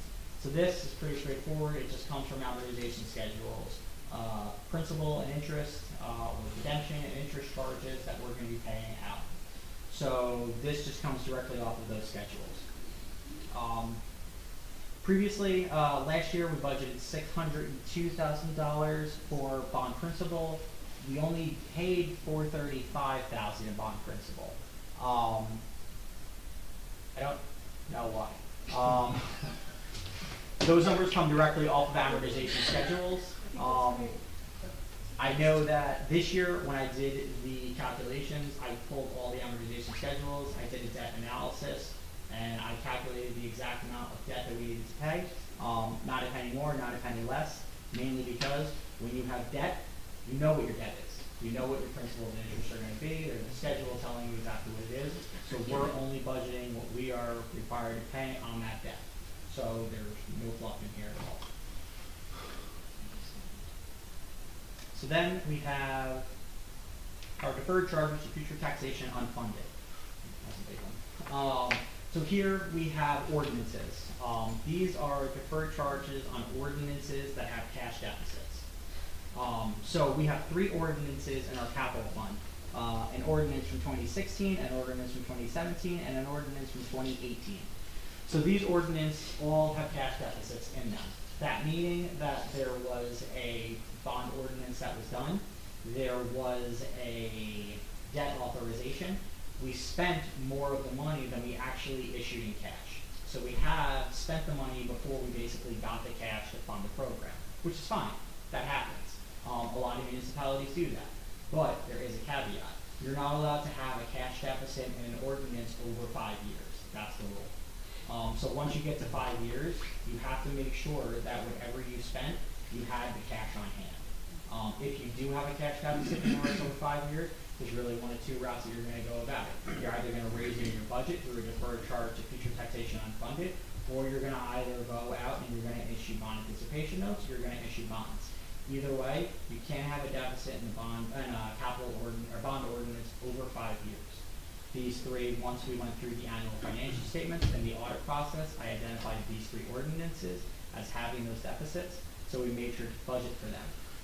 The primary reason that we want to budget for these now, rather than waiting to do debt down the line or waiting to do it in next year, essentially kicking the can down the road, when the auditor comes, they're going to get asked this question. They're going to wonder, why aren't you funding these? Aren't you looking at your financials? And in this instance, when they come and knock on the door asking the question, why aren't you funding these? We're going to tell them, whoa, back up there, bud, we are. So now we have a reason, or an answer as to why we have a cash deficit and aren't funding it, we are. So this is a statutorily required item. When the auditor comes to do their audit, they have something that they have to file with the state called the Internal Control Questionnaire. It's basically a number of a bunch of questions, and that question is on there. Again, when the auditor files their report on the financial automated tracking system, they're going to report that internal control questionnaire with that question on it. So the state will see if they answer yes, they have bond ordinances with cash deficits over 5 years, and I really don't want to see that yes on that sheet. So in this instance, we'll be able to tell them that it's going to be a no because we already budgeted for it, so we're good to go. And now what the hell is that? It's okay. Oh, yeah. I'm like, oh, just like a purge or something? It's on the cap. Should talk about it was the timer. Time's up. Yeah, like that. We just Hey, started. I didn't say an hour, he said an hour.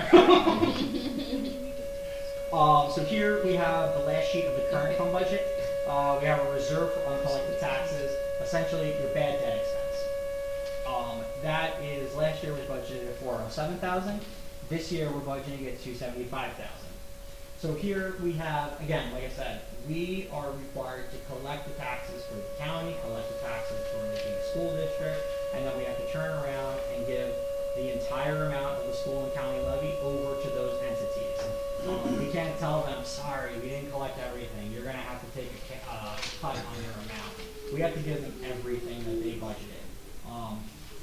Part of me kind of wish I worked in school or county levy nice and just collect my money and that's it. I don't do any work for it. So Job here, open up the school. what? There's a job open up the Now, school. Nah, I am actually a school business administrator license, but no, we're good. So here we're able to budget a reserve for uncollected taxes or a bad debt expense to actually budget a little room to offset those amounts that we are not collecting of the entire levy that we are still giving over to those different entities. So here we cut down a little bit on it from the 407 down to the 275. A portion of that reason is because of the increased collection that we had. We collected more in taxes this year, collection percentage went up, so naturally this would come down a little. It's a directly inverse relation. As tax collection percentage increase, this decreases. It's just a function of the way the formulas work. So then we have our total. This just brings together the entire budget essentially. So here we have 10.3 million budgeted versus 10.9 budgeted. Again, keep in mind that last year we had about almost $150,000 of that, which is, or $200,000 of that, which is the American Rescue Plan alone that we had in our budget that we don't have this year as an appropriation. So keep in mind that that is a portion of this that's factoring into. So then with the current fund budget, there is a couple items to go back to. One restriction that we have on the municipal budget is the appropriation cap. I talked about this a little bit at the last meeting, but for anyone who's a nerd, I guess I can go over it again. So here we have the appropriation cap. Again, the appropriation cap was installed in 1977, I believe. Again, this is essentially to protect the residents from undue tax increases. Our inside cap is essentially our departments. Police, DPW, finance, administration, tax collection, all those specific departments are inside cap. We are limited to what we can do with inside cap. Keep in mind pension costs, health insurance costs, liability costs, utility costs, all those other items are also included inside cap. So we're limited to the increase that we can have on the inside cap. Because naturally, if you increase your budget, your inside cap, the offset most likely is going to be taxes. So the state installed the 1977 appropriation cap to limit the municipality from going, I'm going to increase my budget $5 million. And then that cost would essentially be offset onto the residents. You know, that's not going to say that's ever going to happen. But the state installed that law to essentially make sure, mandated statutorily, that that is not possible. So whenever doing a municipality budget, we have to adhere to this appropriation cap. And this comes directly from the state as far as what we can do. So right now, we have 8.6 million that we have of maximum appropriations inside cap. The total appropriations that we currently have are 8.4 million. So we have 257,000 of appropriation cap that we have essentially that we're banking at the end of this year that we're not utilizing. Now this is what we banked in prior year. So from 2020, we actually have a negative penny, which is most likely a rounding issue from prior year budgets. So in 2020, we didn't bank anything. We brought the appropriation cap up right to the maximum. There was no room. We did the most that we can do, which essentially relates to the most taxes that you can do. Then in 2021, it was brought down a little bit. There was about $181,000 of room in the appropriation cap. So there was room to increase the appropriations more, but through the budget process in 2021, they brought it down. So this year, we're doing the same thing essentially as 2021 of $257,000. Now keep in mind, these numbers do not stay there forever, they do drop off. So as we use it, they go away. So it's not that we can bank on these every single year and it keeps accruing and accruing and accruing, it's a one and done. So essentially, if we plan on just doing zero every year, and just not leaving any room in our appropriation cap, that can jam you up in future budget years. To the fact that once you have increases in certain costs, for example, this year, a lot of municipalities are getting jammed up with recycling costs, solid waste collection costs, mainly if they have contract negotiations that they're coming up on. So the appropriation cap, you really want to make room for future years. It's not just worrying about this year, it's also planning for the next 2, 3, 4, 5 years.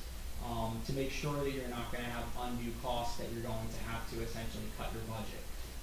Once you have the appropriation cap and you have zero for a number of years and you don't have any room, this number comes down, this number goes up from increase in costs, and then the question starts becoming, what functions are we cutting?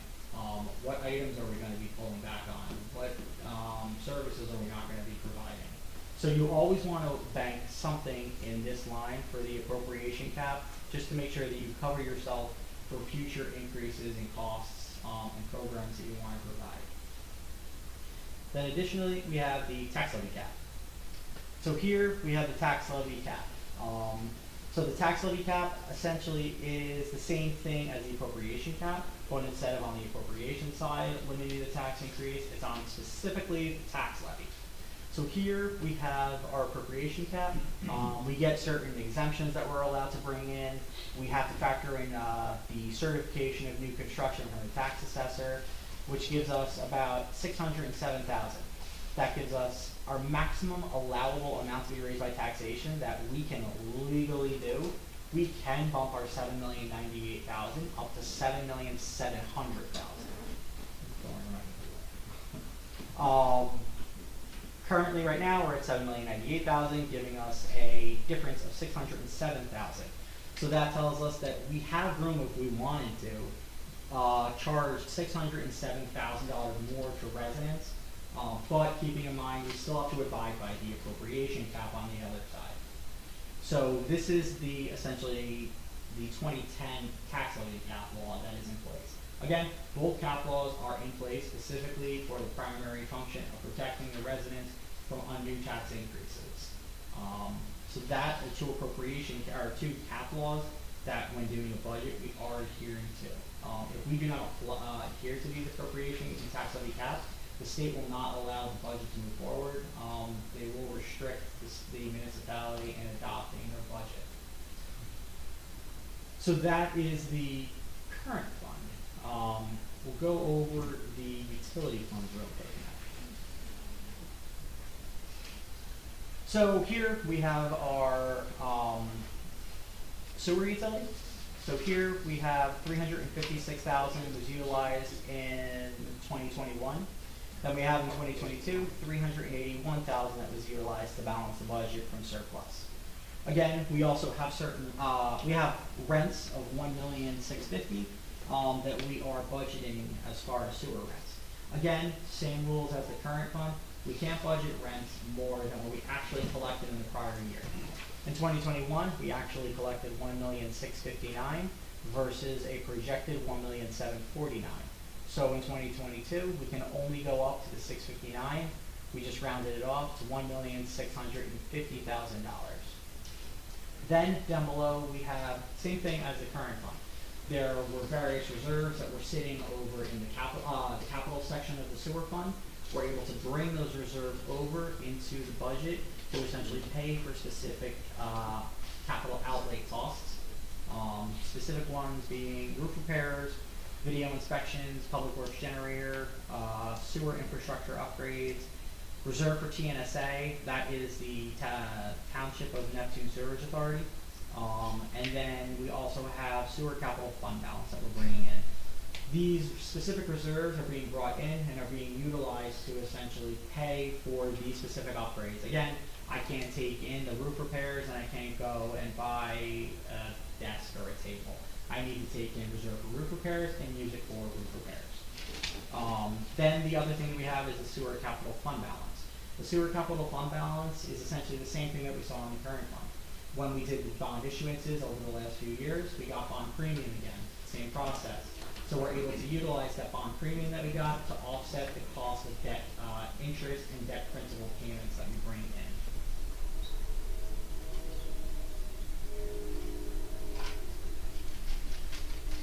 So here we have the general operations. So salary and wages going from 335 down to 268. Main reason is allocating certain items that were previously charged over here over to the DPW department, specifically the buildings and grounds department. So we're essentially taking the expenses that we had over here that really weren't specifically for the sewer and charging them over to the buildings and grounds department. Then we have $300,000 of other expenses in 21 versus $576 in 2022. That large increase primarily is the result of allocating a portion of the health insurance costs and liability costs over to the sewer department. Essentially having the sewer department employees paying for their portion of their health insurance and a portion of their liability portion of the costs. Anthony, I have a question. The salaries and wages were $268, but those two insurance funds are $325,000. How is that more than what they're actually getting paid? So also, keep in mind that prior years, this was never allocated. So this is a bit of a correction here also. So prior year, the last years, 21, 20, 19, 18, ever from what I've seen, the sewer department and the beach department never paid for health insurance costs. It never paid for liability costs. So really this is kind of a catch-up year to kind of correct things that were happening in prior years, to kind of make everything whole and make everything right. The other option is we can say, current fund, sorry, you paid for everything, we didn't pay for anything. We'll just call it a loss to the sewer, to the current fund. So there is that option too. I just wanted, when we had the budget discussions on the administration side, we really are going to want to try and make everyone whole, charge out those costs, at least to recoup some of the costs that we weren't charging out properly in previous years, to charge it out this year as a one-time kind of catch up to get everything on track. So next year we would expect to see. It'll be less, yep. It would be 65%, maybe. That's what I'm used to seeing. In the current fund? No, the insurances would be roughly 65% on top of what the salaries are. Yes. The burden. Yeah, so it'll be adjusted in future year. As opposed to 125%, whatever it is. Yep. Yeah, it'll be less. It's just this year we want to really try and make everyone whole, mainly because charging residents or tax-paying residents for functions they maybe not be using. So we're really trying to allocate and catch up in a one-time kind of lump sum adjustment. But then, like you said, next year that's going to drop down to more of a stabilized basis. So, Anthony, follow up. If there is a catch-up and you look back 5 or 10 years, whatever, presumably quantified that catch-up, you know what it would have been without the adjustment. Where will we see that transfer of funds back to the current fund? Is that a separate line item? So it's an allocation really. So this year when we charge the salary, the health insurance and the liability costs, we would be allocating that bill more so heavily on the sewer and beach rather than charging it over there. So it's not going to be a line that you're going to see transferred over per se, but you are going to see where the bulk of the cost will be charged over to the sewer and beach rather than being charged over to the current fund. And I'm just slow on this one then. We are planning to have an appropriation which we will have an expenditure on for this catch-up. And I missed whatever you just said, and I was trying to listen. We're catching up for money that we want to effectively reimburse the current fund. Is that Yes, correct? by having the bill that we're going to get in. So before we would have taken So- that bill that we're getting in and charging it all to current fund, Okay. but now we're taking that bill and paying a portion of it. So by this catch-up amount, we are artificially reducing the current fund. Yes. Where next year, that number is going to go back up because we're going to factor that we've caught up the best we can, because we can't go back in that last 20 years and really try and catch up. We're just trying to catch up the last few years as best as we can because it's not sustainable. It's not sustainable to for the next 10, 15 years really catch up for stuff. So we're really just doing a one lump catch up the best we can, and then next year the insurance costs will be allocated more over the current fund, where a smaller portion will be allocated over to the beach and sewer.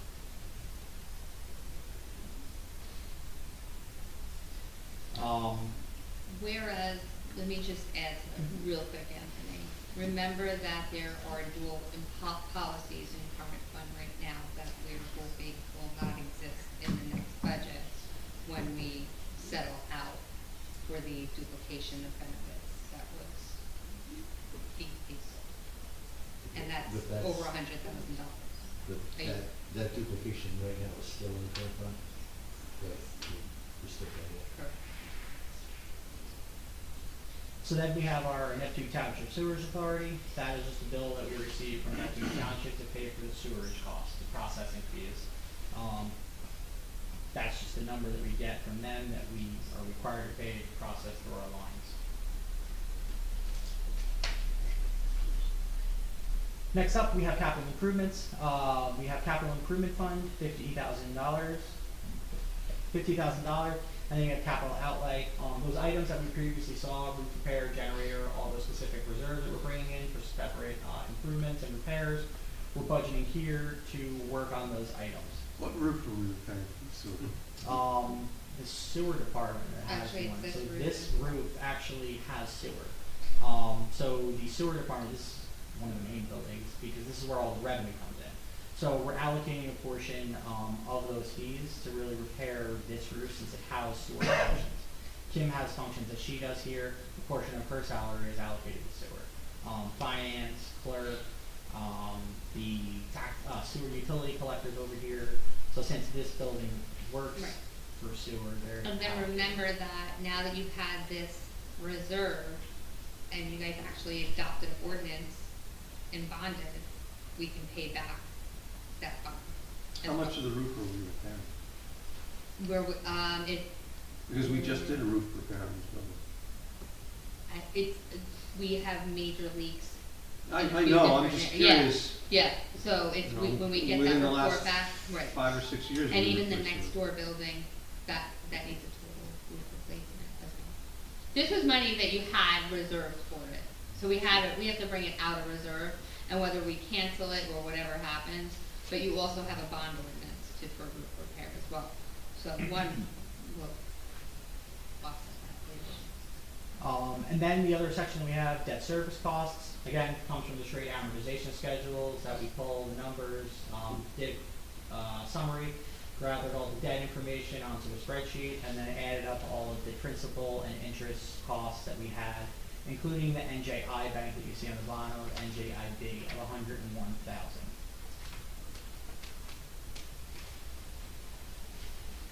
Then, last thing we have, again, up top we have over expenditures of about $20,000. Again, these over expenditures related to salary and wages and Social Security. So again, we have to budget for these over expenditures that we had in our current 2022 budget to essentially fund them from the prior year's budget. Then we have statutory expenditures, police employee retirement system, Social Security, DCRP, and unemployment that we're budgeting over here. So one thing to note is we did budget for PERS in sewer last year. We budgeted $55,000. We then spent $500. And the only reason we only spent $500 was because there was an over expenditure in the current fund that we were able to allocate over here to the utility fund. So that was a duplication of budgeting to where the entire amount was budgeted over in the current, and then it was also budgeted but never utilized over in the sewer. This year we will be allocating it over because the amounts that we're budgeting are only what we need to pay. There is no duplication of budgeting over here at all this year. The over expenditure again, is there like a lump sum over expenditure that's being allocated to the current fund and the two utilities because we don't have the granularity to know where it should go? So these over expenditures are in each utility fund specifically. So on here, this little star signifies the fact that there was an over expenditure. You can kind of see that because 326 was budgeted, 346 was actually charged to this line specifically. That giving you the $20,000 over expenditure.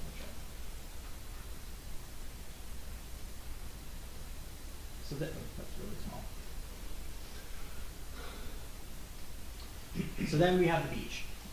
We have budgeted $600,000, and then we have for current year surplus anticipated $485,000. So our bringing down the amount that we're budgeting of our own fund balance to utilize to balance the budget. Then we're budgeting $1.8 million versus 1.9 in prior year. So last year we budgeted 1.9. We actually collected 1.8 million. So this year we can't go back up to the 1.9. We have to bring it down. So we brought it down to the 1.8 million. Then we also have other items, concession rents, parking meter fees, locker rental fees, and then we have various reserves. Again, these were reserves that were sitting out there that were being utilized in prior years. That was on the financials for a number of years being dormant. So we were able to bring them in and utilize them for these functions. So we have a reserve for generator, reserve for green acres, reserve for sand replacement costs, reserve for enhancement donations. And then we also have beach capital fund balance of $25,000. Again, the beach capital fund balance was generated through prior years from premium on debt issuance costs. So again, we were able to bring that in and use it to offset the debt cost of principal and interest in the beach fund.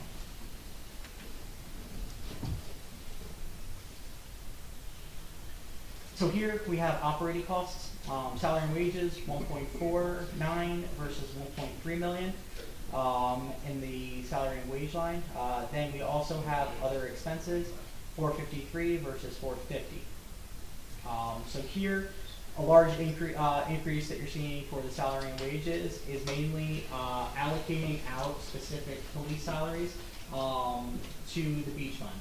The police budget, they patrol the beach, they provide, like I said, before Memorial Day, after Labor Day, they're providing services over to the beach when the lifeguards are not there. So really to capture the police salaries to the work that they're performing at the beach, we're allocating a portion of beach salaries over to the beach. Anthony, for the record, this row, salaries and wages, scares the tar out of me, so we'll talk a little bit more about it. Also That's is the fun part. beach janitors as well. Yeah. beach janitors, beach cleaners, all those other people. Understood. You know, I equate a $200,000 increase in salary, if that's an accurate allocation, I presume it is, with beach badge pricing, because that's about the only way we generate revenue to offset that. Yep.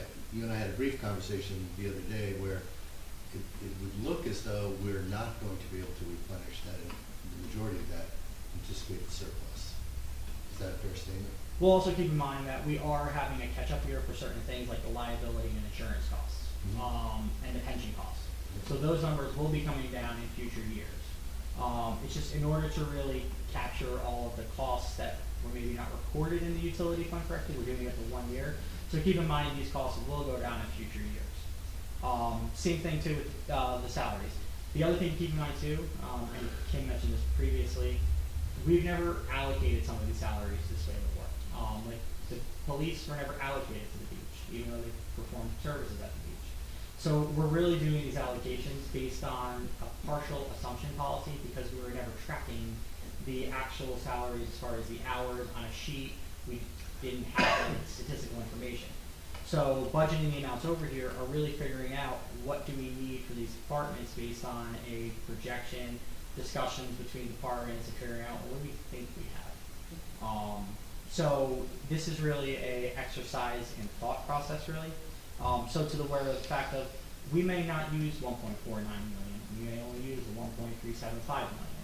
In which case, the difference that we have that we don't utilize, when we cancel at the end of the year, that cancellation will go back into fund balance. At the end of 2021, that process was the same thing. At the end of 2021, the governing body canceled $217,000 of capital outlay appropriations. So essentially, that was already done previously for the borough of Bradley Beach. With no harm to the taxpayer. No, But because that was just canceled. Yep. But I guess for salary and wages, we've never tracked time there before. So to your point, going forward, we may be able to adjust this number up or down. Oh, so that's the thing. After guess. this year goes by, we Right. may come in and say, yeah, that number only actually maybe is 1.35. In which case, we'll start to now have statistical information that we'll be able to budget accordingly. And in this row, again, the one that concerns me personally, there's no catch-up built in here. This is purely a new allocation. No, there actually is, there could be. What could be there? I'm Beach curious. janitors. Is it in there? Did you build it? Okay. Various Attached. beach janitors, beach cleaners. So essentially, the beach fund, this is another thing that we did this year. The beach utility previously was regular overtime, that was it. And let's say if there were people that were working overtime and they were only paid straight time and not time and a half, this is where this is going. For prior years. Kim, have we attempted to quantify that, like, in order to create that number? We have an assessment going on, and this is gonna be quite lengthy. Actually, Anthony's firm is in the process of doing that work. We have to take every single pay, every single employee, and it's gonna be some more, but it has to be done. How far back do you look? How long were we not paying overtime? I went back 2 years. So we don't know the number, but do we have a placeholder in here? Is it $100,000, $50,000, We- $1 million? I mean, do we have a placeholder? In this number right here. Is there gonna be repercussions from the state because we didn't pay overtime? Yeah. A fine? We're gonna get fined? If you stop talking, it increases our chances that people. I'm just curious. I didn't catch that. So let's just say if it's found that we are going to pay any back salary and wage, we will have to pay those appropriate taxes probably for the borough and that employee. Mhm. So it's not actually a fine, it's just what we, And let's hope that we don't get fined. It's not really the fine that I would be concerned about personally, it's more about the process of lawsuits. Yeah. From specific employees or certain action groups, I guess I would say. Yeah. So I've seen that before when lawsuits come out of things. people like to sue for all offenses. Yeah. Well, especially for I mean, that, Greg does. but particularly for that, because they're fee shifting and enhancing the work. Yeah, certainly need to make it right. So in speaking with employment council, we start with a 2-year period that we go back, and then we assess everything and see if there is the need to go back to a 3rd year, 4th year. And then we have to just come to a point where we say, how far do we go back? Records were not always, in the past 2 years, I would say, are not as easy to sort through as in other places that I have been. We actually did switch payroll companies A couple times. recently. Oh, recently. Recently, which we did this because we could not really make heads or tails of certain payrolls. So the only way to really do that was to recreate the system. And now if you pull up Kim Humphrey, you will then see 3 allocations for my pay in my name, charging out my salary, as it should be done. One So to beach, yes, one next to year will be a sewer, one to different world trash. for us. So again, compliance issues aside, is there a dollar amount we're estimating for catch-up? I need it for my own. I think calculation. I think it was, I wanna say 65, it was in the 60s, So my- I guess. I mentioned this in an email previously, yeah, I would say about 60 to 100. Yeah. We're hoping that's not But, right. okay, but there's one number, somewhere between 60 and 100 that you put in that number. To factor in kind of a catch basin to make sure that when those things do come, because they're probably seeing them coming, to make sure that we stay in compliance, we don't have over expenditures, to make sure we're in there. Again, And if if it we comes over in- budgeted, we can cancel at the end. If it comes in at 40, then we cancel the extra $60,000 that is in there. Right. So that again goes directly to fund balance. Again, same process that was done at the end of last year with the 217,000. We just cancel it and it goes right to fund balance. So then, we have same structure as previously, capital improvements, we have $50,000 for capital improvement fund. Again, down payments on, future projects, bond ordinances and capital ordinances. Then we also have capital outlay of the $117,000 that we have of those reserves that we're bringing into the beach fund. Again, similar here, last year we budgeted $671,000 for capital outlay, but over here you can see we canceled $217,000. That $217,000 went right back into our fund balance, into our own coffers. We didn't need it, we didn't utilize it. It goes back into our bucket that we have for future years. Then we have debt service, $120,000 for payment for on bond principal, and then $50,000 on interest on bonds. Again, this just comes directly off of amortization schedules. It's actual amounts that we already know, hard, solid numbers that we have to pay certain times during the year.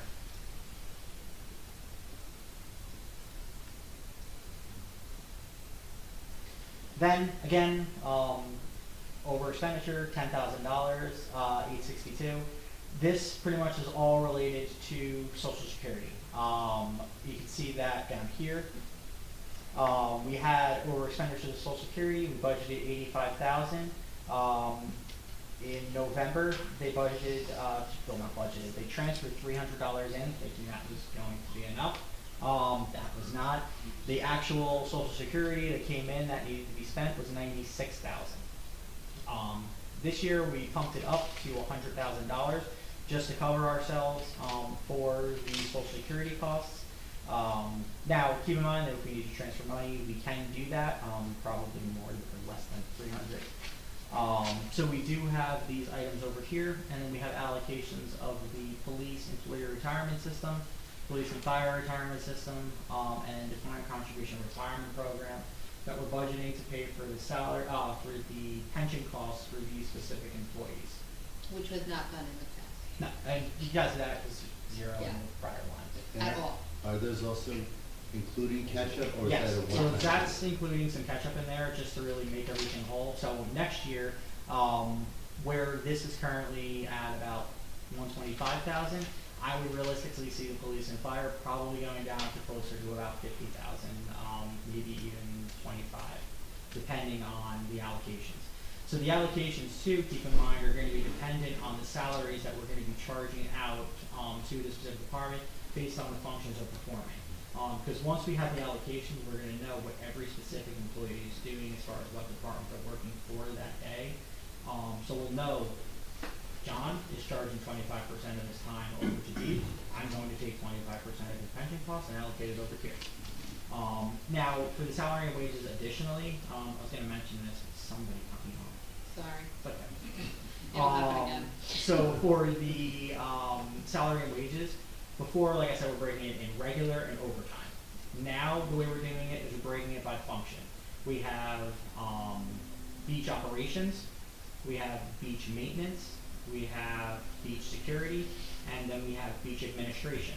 So now we'll be able to know what is the salary and wages for beach actually for, and we have the allocation by, control, basically, to see how much are we allocating to separate portions of the beach. Because it's great if we know what we're charging to the beach, but I want to know what we're charging to the beach, each individual section or sub-function of the beach. So now, once we have that sub-function down, it'll just be a straight beach security, allocation portion versus the current fund and the beach, whatever that percent weighted average is, that's the amount of the pension that we would then allocate over to the beach utility. But the 125 this year, to your question, yes, that does have some catch up to kind of make everyone whole, or at least as best we can, just this one time. And then next year it'll drop down, probably I'm betting to around 50, if not a little lower. And the same is true of the PERS line? PERS and the police employer retirement system. They both Yep. have catch-up. Yep, mainly because the police, a lot of the employees in the beach are part-time. Now keep in mind, you do have Kim who's allocated to the beach, 25% of her time. Erica, a portion of her time. A portion of my time. A portion of, essentially all the higher level administrative employees are charged over there, but still, that's not a large amount. But if you add up those large amounts over the last 10 years, it adds up. So this once the 75 that will be going down, I would say the 75 probably would go down to about 20,000 in future years, well, next year. But again, that would be based on a weighted average allocation of what we actually see them working on. So when we get further through the summer, or beginning of the fall, and we start looking more at next year, we'll actually have real granular data that we can base salaries on, wages on, insurance on, costs on. Yep. We actually will start that in October, right? I usually start the last week of October. Well, I'm beginning of just November. looking from the standpoint of getting into bad pricing next year. You know, trying to figure out Oh, yeah. that whole big picture. Yeah, so kind of like the end of October, beginning of November. My process is usually those times of the year, the end of October, beginning of November, I do what's considered a fund balance projection. I look at the total receipts that we collected from January through October, and then I say to myself from a more projection standpoint, what do I think is going to happen in the next 2 years? And that's where conversations with specific people come involved. The beach manager is the person I'm going to talk to. Ask him, hey, anything going on in the last 2 months that you have? Is there a 1,000-person wedding that's happening on the beach that I don't know about? That's probably a lot of money. Is there gazebo rentals that's going to be happening? Some kind of events on the beach that might be occurring in the last 2 months? So that's where conversations with different department heads comes into play, figuring out what kind of things do you think are going to be coming. I usually do those projections for every utility, so I would do it for beach, sewer, and current fund. Once I know kind of what my estimated ending year fund balance is going to be, that's when I start factoring in the appropriations. What kind of cancellations do we possibly need to get back to at least a zero-sum game? What do we need to cancel if we want to just have equal fund balance between the 2 years? Once we know that, then we can start figuring out where you're not going to be able to get there. We may have to increase fees, decrease fees, whatever we need to do to kind of get to the good fund balance we want to be at. So end of October, beginning of November is usually when I do that process. The reason I do it that early rather than the beginning of December is because you need time to really do things. It's a government shocker. You really need time to be able to have meetings. You need meeting for introduction for things, adoption for things. So having the 2 months, being able to have multiple meetings to really introduce, adopt, amend things, gives that time to really get the functions and the activities performed that you need to. So for that, that is the beach utility. And then, all the budgets actually. And then we just have statistical information. This is a nifty little sheet that kind of gives you a summary of the year. So current fund, for example, went from 2.9 million fund balance to 3 million fund balance. So we had about $70,000 increase in fund balance between 2021 and 2020 and 2021.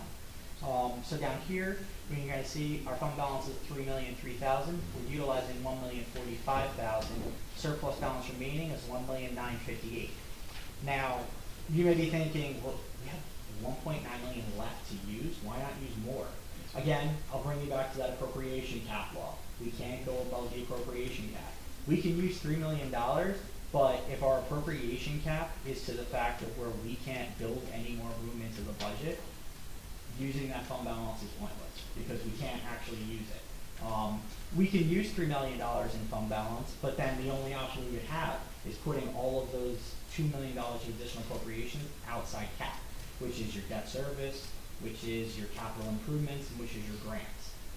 And that's not where a large portion of these expenses are originating from. It's your departments, your statutory required payments of your liability, health insurance, pension. That's where all the stuff's stemming. So even if you have $3 million, because of the way that the appropriation cap is in prior budgets, it's really untouchable at this point until we really adjust the budget, planning for future years, and getting back on track to an appropriation and tax levy cap that will allow for the utilization of these funds. And then you have a balance sheet over on the side, 5.1 million assets, 5.1 in liabilities. Total school taxes we have, tax levy unpaid, 3.5 million, tax levy school deferred, 3.2 million, total balance that we have, due to the school, 281,000. So that is paid in the beginning of the year, as we pay our monthly payments to them. That is pretty much the budget in a nutshell. That's a big nutshell. It is not 7 o'clock. That's more than an hour. More than an hour. Just one question. Yep. Can we go back to tab 17A? I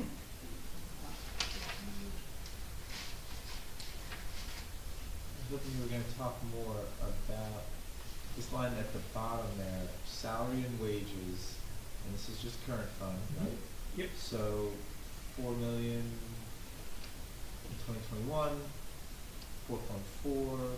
So it's like almost a $400,000 increase. I know you talked about that 32,000 that we didn't budget correctly or whatever, but what's accounting for that $400,000 increase in wages, salary and wages?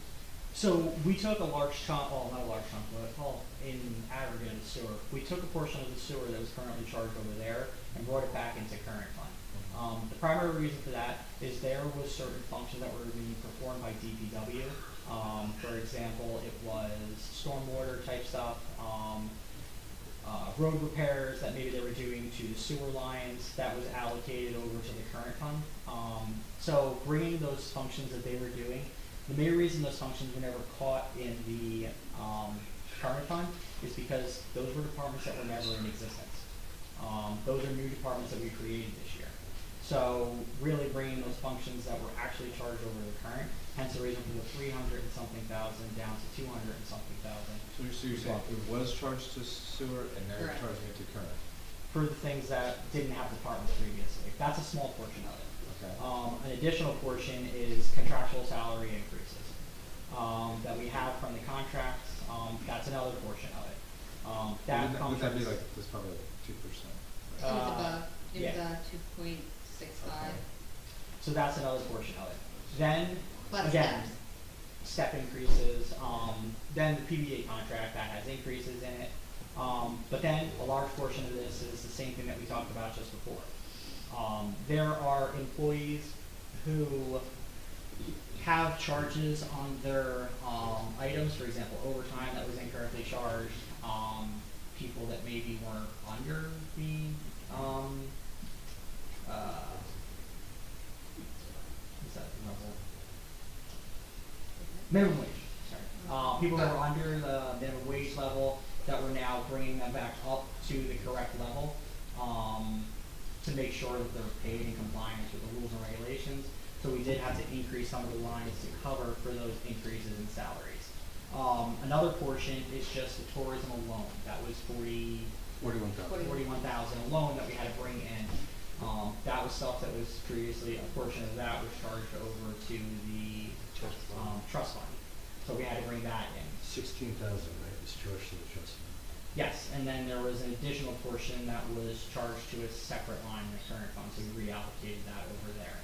But that would be a wash. To Councilman Weber's question, that remaining 25,000 would be a wash. It was in one line, it's moved to Yeah, another one. so the 16,000 we brought over from the trust fund. Now, how much do we move out, because I'm focused on the exact same thing. The 400,000 change, you just described a number of big chunks, the 60,000 from the sewer, 16,000 that was in the trust, 76 were due.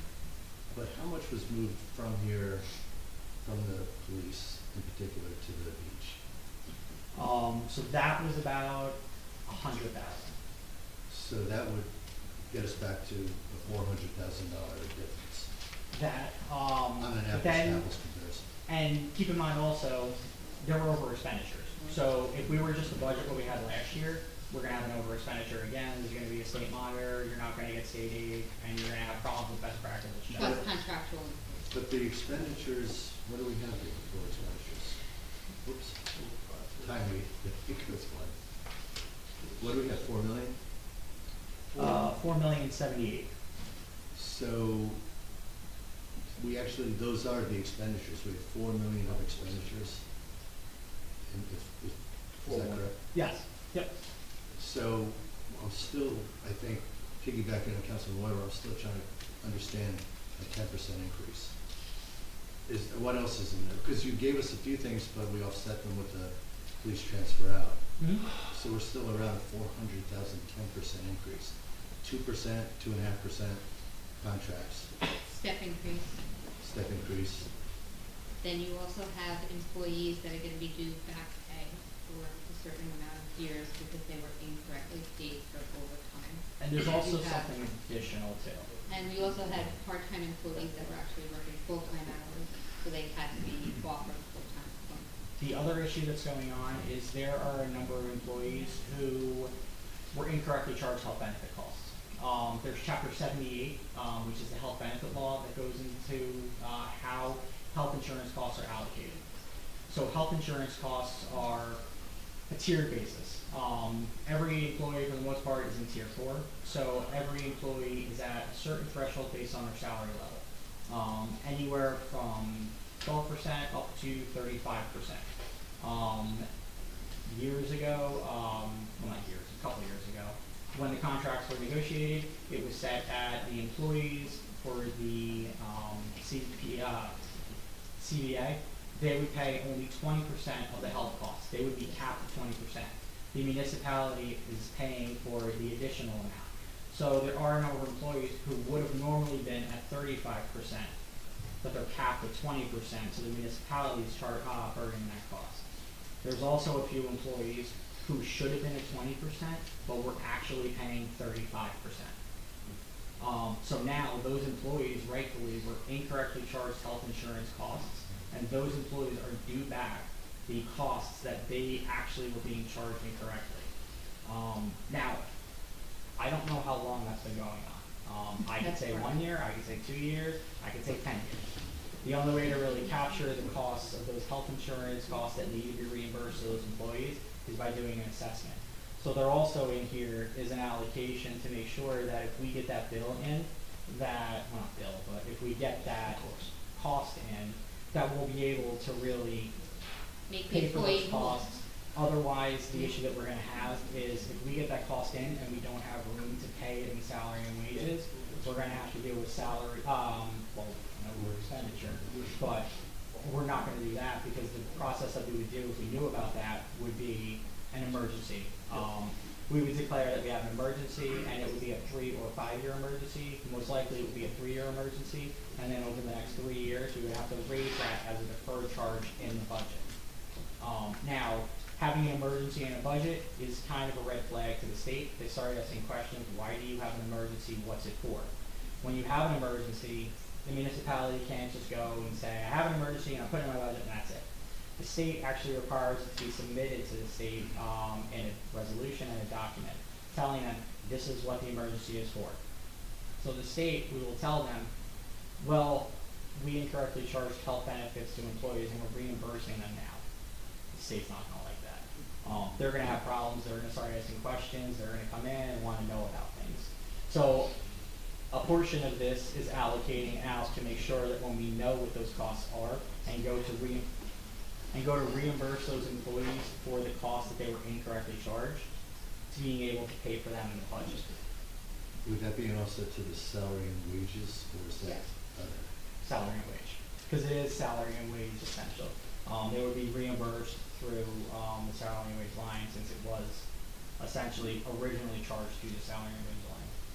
And it So goes it's as kind of deep as keeping it in I the think same that section. these people are gonna have to come in with taxes, like there's a lot. And now that's not to say that when we go through this process, we're also not gonna be hit with people going, yeah, you're making it right, but you screwed up my life for the last 10 years. Right. Like, I don't know, I've never. We don't know, we've never seen this before. So a large portion of this is making sure that we have room to pay for these type of things also.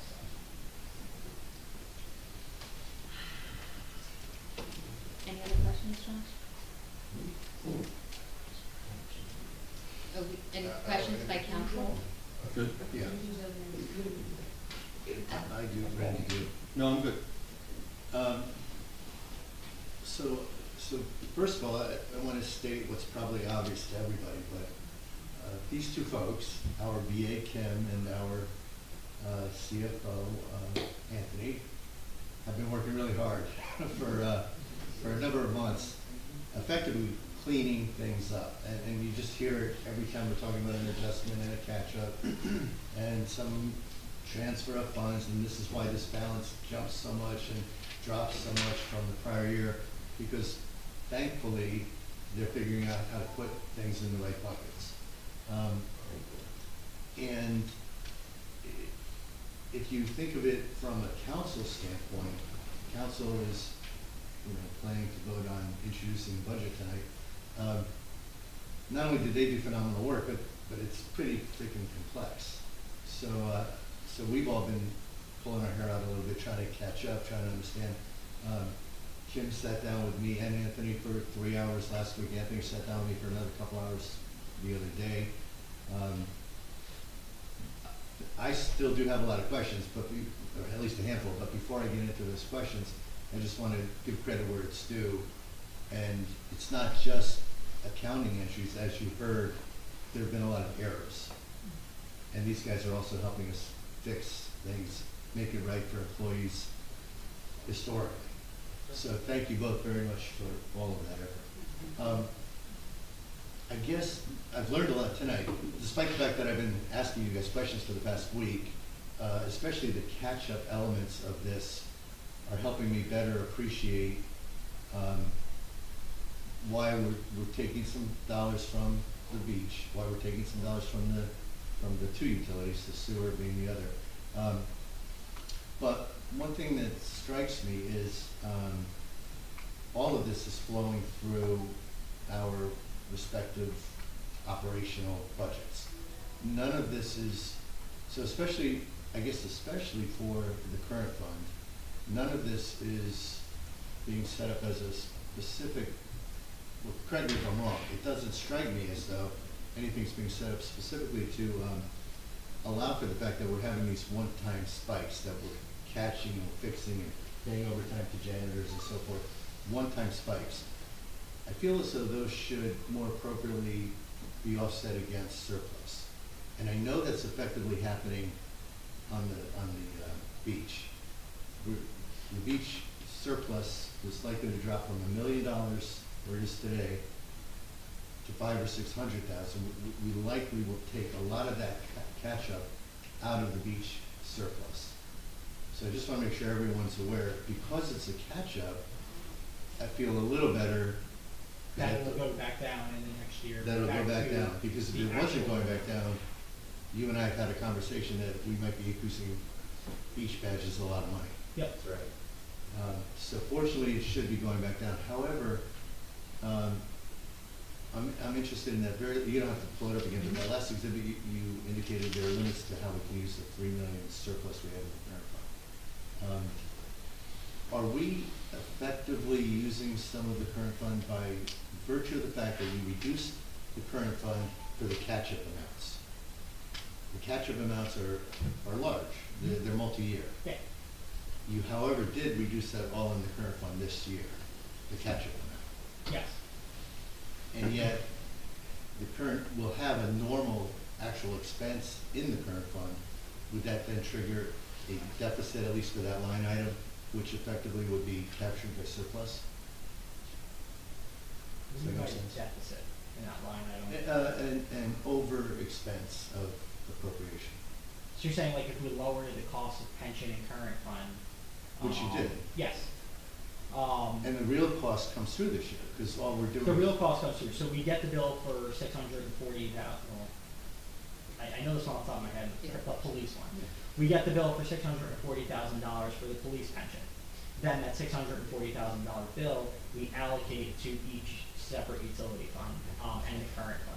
So we won't have an over expenditure in any specific fund, because we're taking the bill and allocating it out over the separate But section. are you allocating it based on the allocation you think is appropriate ongoing, or 1 year? No, just the 1 year. So it's based on the factor of figuring out what this year, what it should be each year, but then factoring in trying to catch up for the prior year, 2 years, to at least reimburse some of that cost.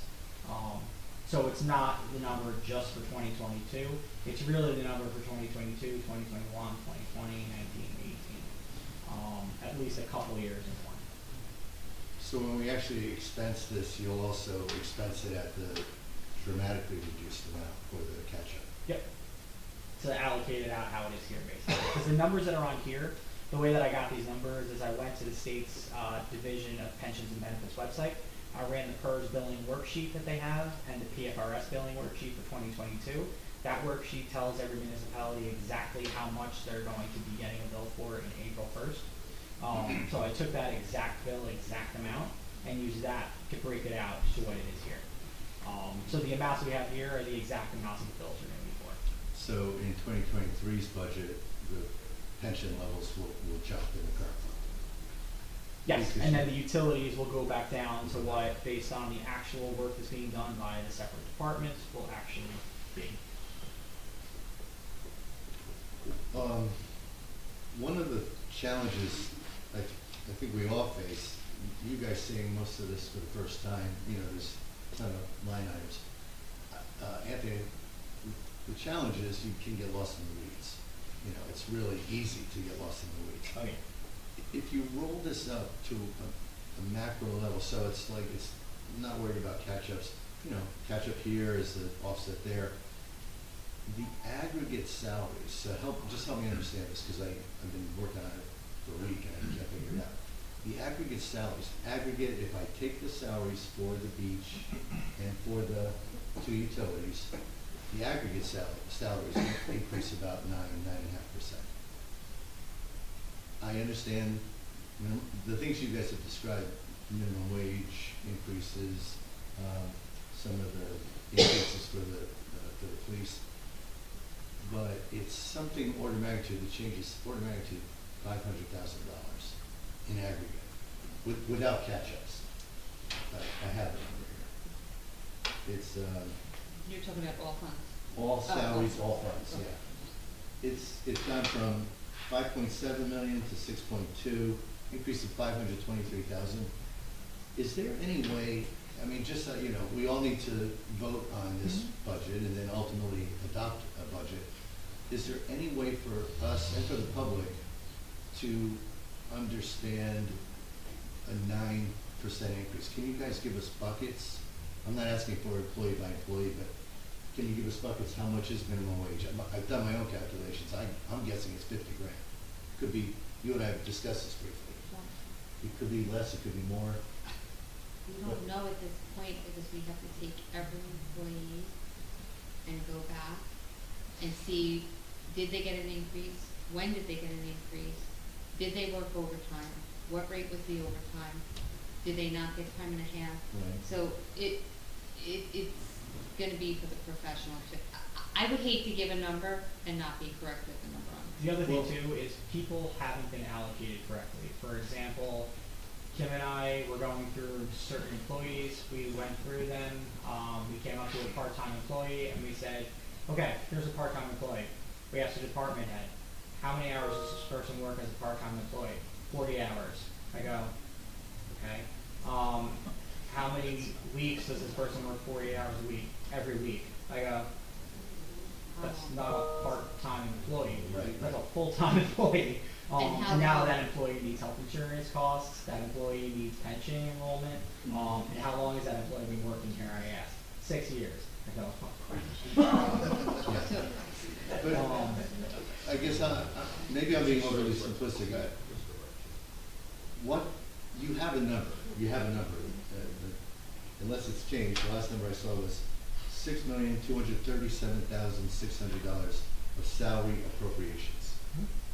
So that number was developed with some sort of a worksheet. You had some sort of summary of employees and by department, and then you allocated them by the current fund to utilities. I don't want anyone to do an audit. I don't want you to go back and say employee A did this, employee B did that. we so we are, are actually. Okay. Not, We no, no. are. I don't like to use the word audit. we're not using it on, It's we're an doing an assessment. assessment. Okay. The only reason I say that is because an audit implies a legal opinion. But, But unfortunately, we found this so late in the year, I yeah, mean, but you have a list. How We did you do. get to that number? My number, 6,000,002. but we only went back a certain amount of time, Okay. so there might be more time. So we put in a contingency of what would this be about. Hopefully, we're going to be right. Because like I said, I mean, who knows? These numbers may be a little low based on the amount of when we allocate things. Now, for example, there may be enough sitting over in current fund, but there might maybe not be enough sitting over in sewer. Well, that's why I tried to get us out of the weeds, back up to a macro level.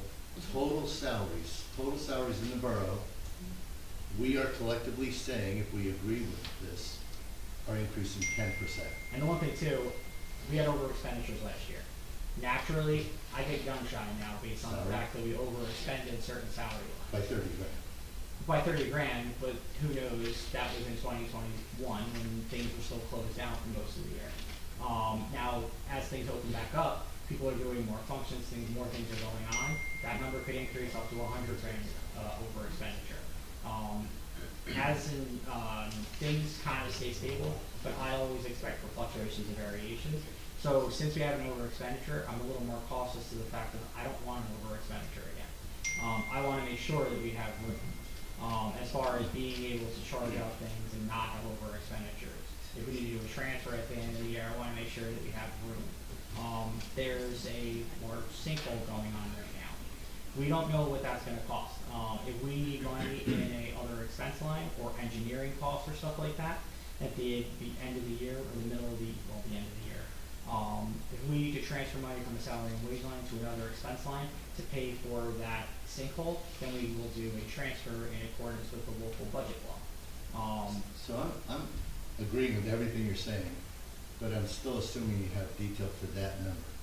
The number you're giving to us as a budget, and you probably are, in it, you probably are saying $200,000 buffer, whatever you want to call it. But you have a number, I mean, you developed it somehow, some way, and I'd love to have that shared with me. Yeah, so I think it was sent over actually where we had the sheet by fund where it had every specific department listed out, and then it had under that department regular overtime.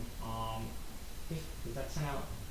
To the last meeting for the workshop, the other workshop. Well, I think you sent it out last week. And an email. So we get the presentation. I didn't get left. So that sheet But has. actually, So that sheet has all of the allocations broken out, every department, their regular time, their overtime, and then broken out by specific functions. Some of the lines actually out of the person are broken out. Kim has her own line under administration. That administration has a clerical line with an amount entered into there.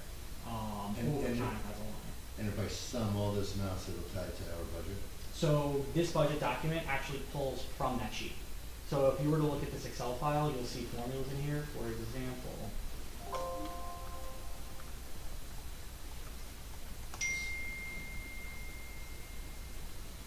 And this budget also has placeholders for people that you plan to hire. yes. So up here, you kind of see The this. formula, I'm just laughing at the formula. So that's not $18,000. No. That is a formula that I wrote pulling from the 2022 budget prep file. So all of these numbers are pulling directly from that budget prep file that we put together, and it breaks out. So for example, on the budget prep file, it doesn't just say planning board, it says planning board, and then it has The person, like, 10 the different lines position, underneath right, the it. position. So that, this file and that, like Larry said, that was sent over to the governing body, I guess. the We week already said the after. 11th. Friday the 11th, Yep. 7:59 PM. Yeah, we had to review Tuesday the 8th. And you're telling me it takes precisely from that worksheet, so there would not be a buffer? No, this takes directly from that worksheet. So now, It's in that built within the worksheet, department. it's built, yeah, exactly. Sorry. So in that worksheet, Sorry. it's built into there. Actually, I think I might.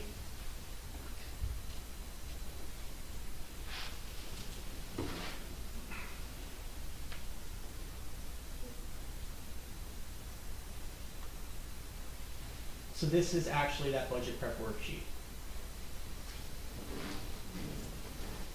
So I went through and you have all the separate departments, and then they're all working out, all the separate departments with all their separate sub-accounts, all their OE accounts listed out, for every fund, every specific department. Sub-accounts are broken out, control accounts.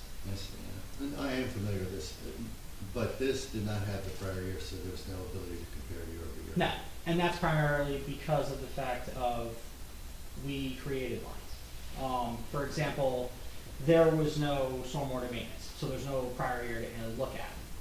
There were departments that had No. regular, Sanitation. no overtime. There was no stone removal. Stone removal was sitting in building and grounds. So really, having prior actuals on there would have just, it would have been comparing apples to oranges, because of reallocating it. Except at a department level. I don't want to beat this to death, but it's really hard, you know, as a council member to approve a 10% increase in salaries and wages. It just doesn't happen. And We're not approving salaries and wages. That's done through a salary ordinance and salary resolution. you understand what I mean. The budget that includes salaries and wages. It's very difficult to approve an increase in spend of 10% on salaries and wages without a better understanding what's driving it, the components. And if you get me up to 10%, that makes my life much easier. But when it's, you know, 2% for minimum wage, 2% here, and 1.5% there, and I'm like, okay, there's another 5%. Where to go? And again, I've been asking this question more or less for a week.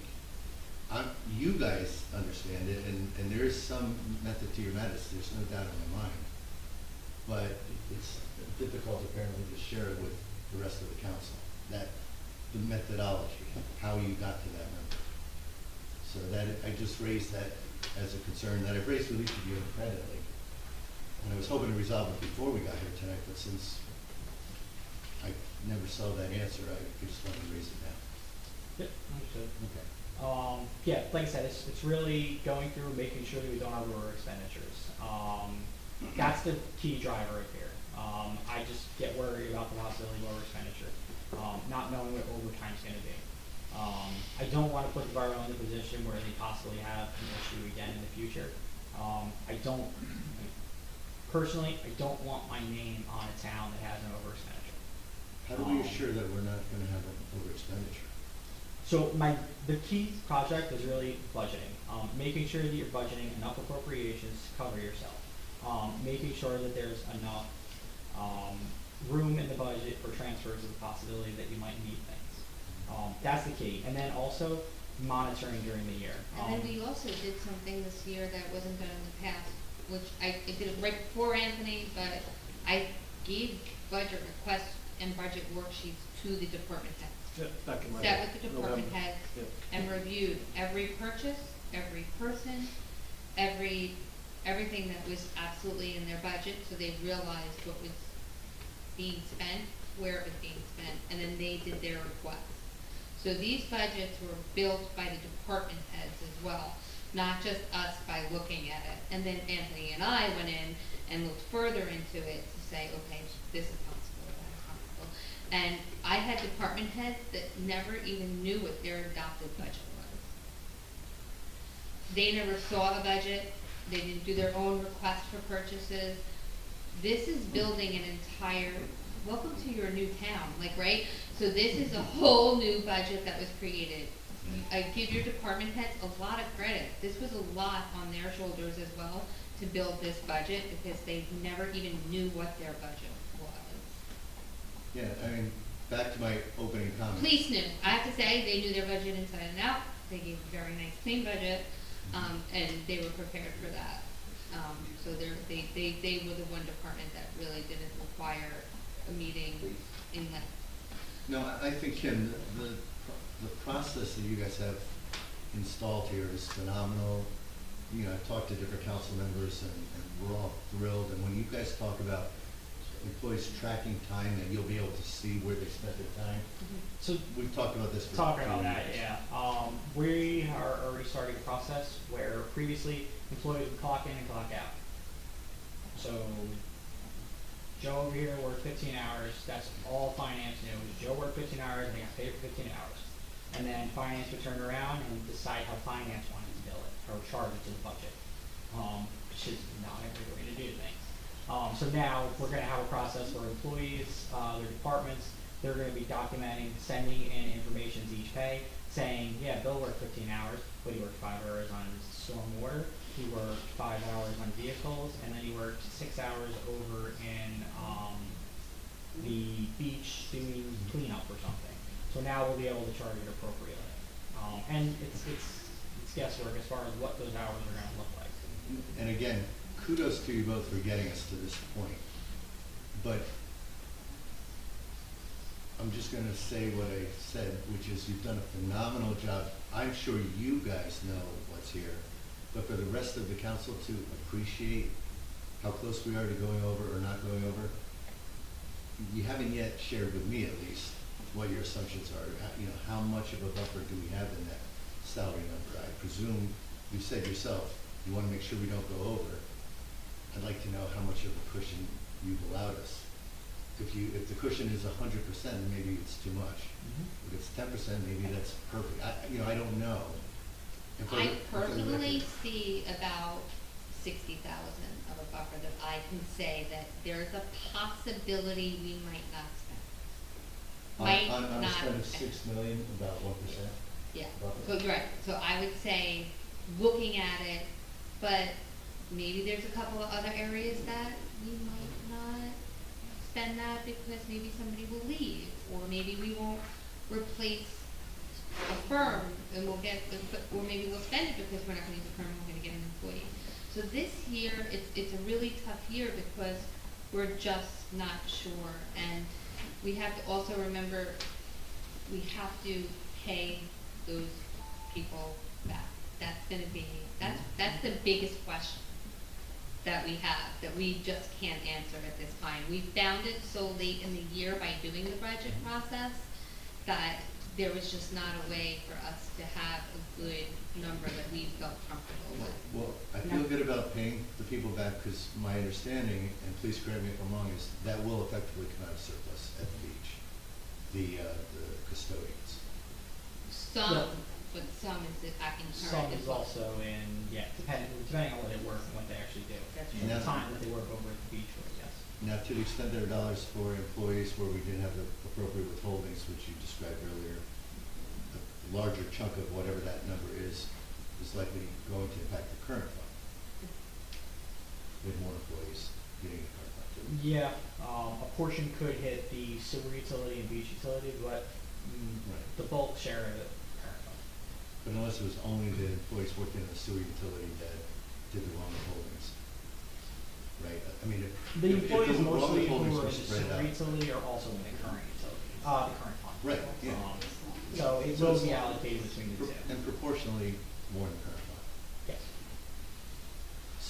Again, we're talking abstract here, I don't know the magnitude of these dollars, but the concept is that catch-up when we pay these folks the money they're due, to me, that's money that we should have effectively paid them a year or two ago. Therefore, I'd argue that rather than increase residents' taxes for that amount, I would argue we increase anticipated surplus, keep the taxes where they are, and effectively draw down the surplus, if we can do that. Yeah, but if you look at how much we are increasing right now, it's marginal. I mean, it's 100,000 on municipal. Understood. Overall, it's 2.1%. And what was the average for homeowner increase Pulling in it a up year? right now. I think it's $50. Yeah, no, I understand, but So for an average home in 2021, that was at 708,000, 3,230. An average home in 2022 at 812,000, 3,283. So the average homeowner is only paying $53 more, which we can then extrapolate based on actual billings, or $13 every quarter, or 2 cups of coffee, quarter. Yeah. well, some of our taxpayers would prefer to spend that money on coffee. Yeah. My only point is, we're trying to get to the right number. I'm not trying to be difficult. Yeah. I am so thrilled with the two of you and the work you've done. I couldn't even be having this conversation if you hadn't done this work. But now that we know it, now that we know we're paying for past sins, should we be raising a tax rate which is, prospectively going forward, a sustainable rate? Are we gonna, Larry, if it's a $100,000 tax increase, but it should be, I'm making this up, a $100,000 tax decrease, that $200,000 that we are recapturing from paying for prior sins. Right. This year, we might increase taxes 1% or 2%, whatever it is. And then next year, because we've recovered that money in this 1 year, we then have to ratchet it down to 2%. I'm saying, why not create what we think is the sustainable tax rate now, and whatever that catch-up is, allow it to flow through surplus, fund it out of surplus. We can, but if you ask pretty much every CFO in New Jersey, they would never like to really see a flat taxes, just because wanting to make sure that your fund balances are generated every year. And you brought up fund balance regeneration multiple times. So if we keep taxes lower and use more surplus, that's more surplus we're utilizing, that's less of a chance we're going to be able to regenerate. Now, keeping in mind that when you do debt issuances, bans specifically, rating agencies look at debt capital fund utilization.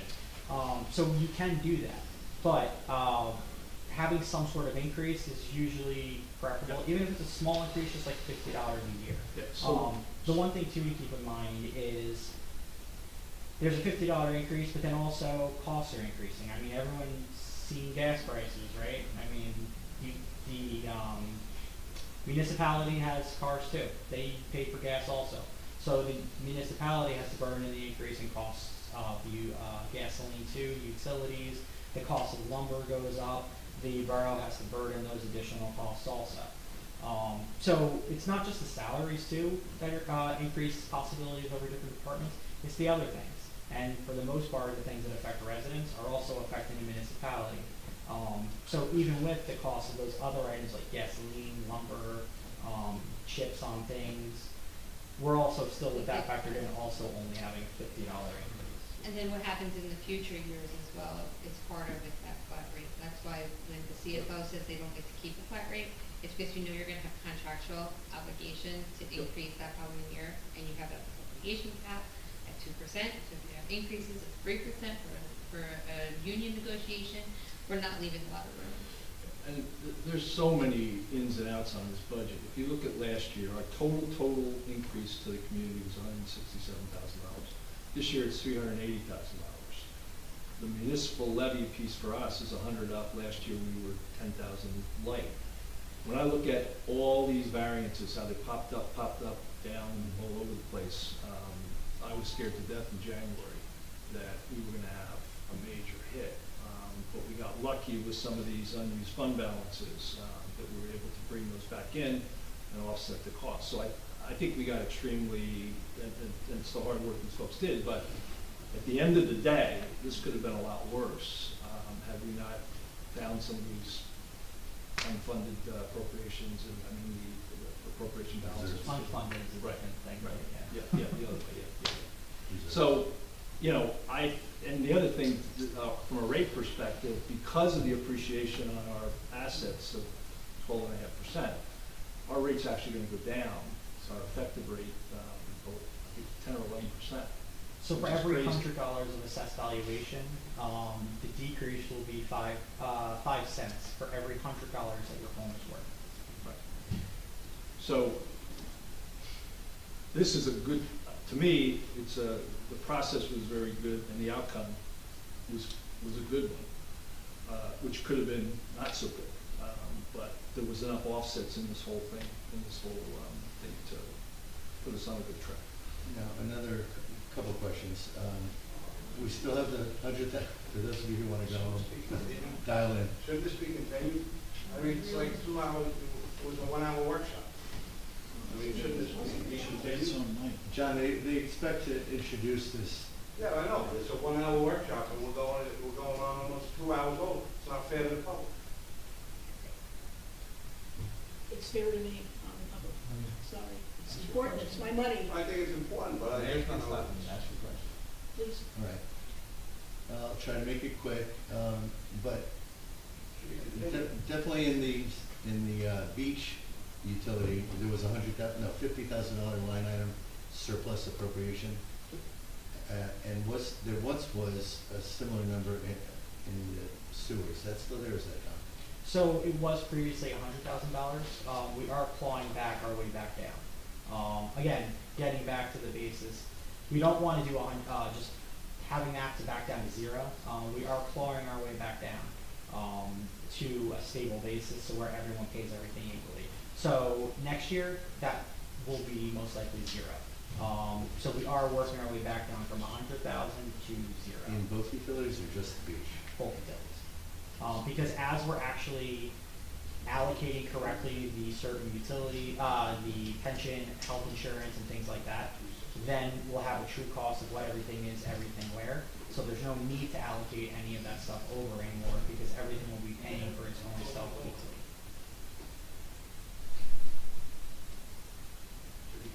All right. Those were my more significant questions, so thank you. Yep. Okay. Can I make a suggestion? We had a couple of other workshop items on the agenda this evening. I think we should continue those, because I'm sure the public has some questions they want to ask about this as well. Yeah, I don't think they're not pressing from the time standpoint. We could push both of them. No, we can do them both next meeting. Yeah. And we'll move things around rather than. So we'll take those two workshops out. we can- The executive session too. I haven't had dinner yet. Unfortunately, the executive session person's here. Do we need to make a motion to Some move of us those, before we. those things, Mr. Cannon, or can we Yes, just say we we're not? need to move to adjourn to the next meeting. Okay, so I would like to make a motion to adjourn the workshop discussion on the recreation fee ordinance and the daily beach badge fee for 2022 to the April 12th meeting. Second. Mr. Vanel? Yes. Mr. Gubatose? Yes. Mr. Sexton? Yes. Mr. Weber? Yes. Mayor Fox? Yes.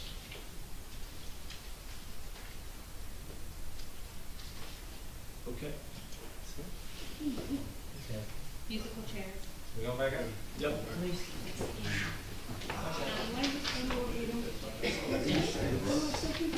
I know we have to budget differently next year due to time.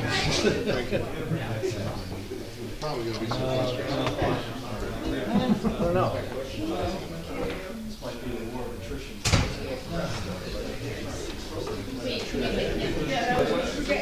Oh, all right. All right, are we ready?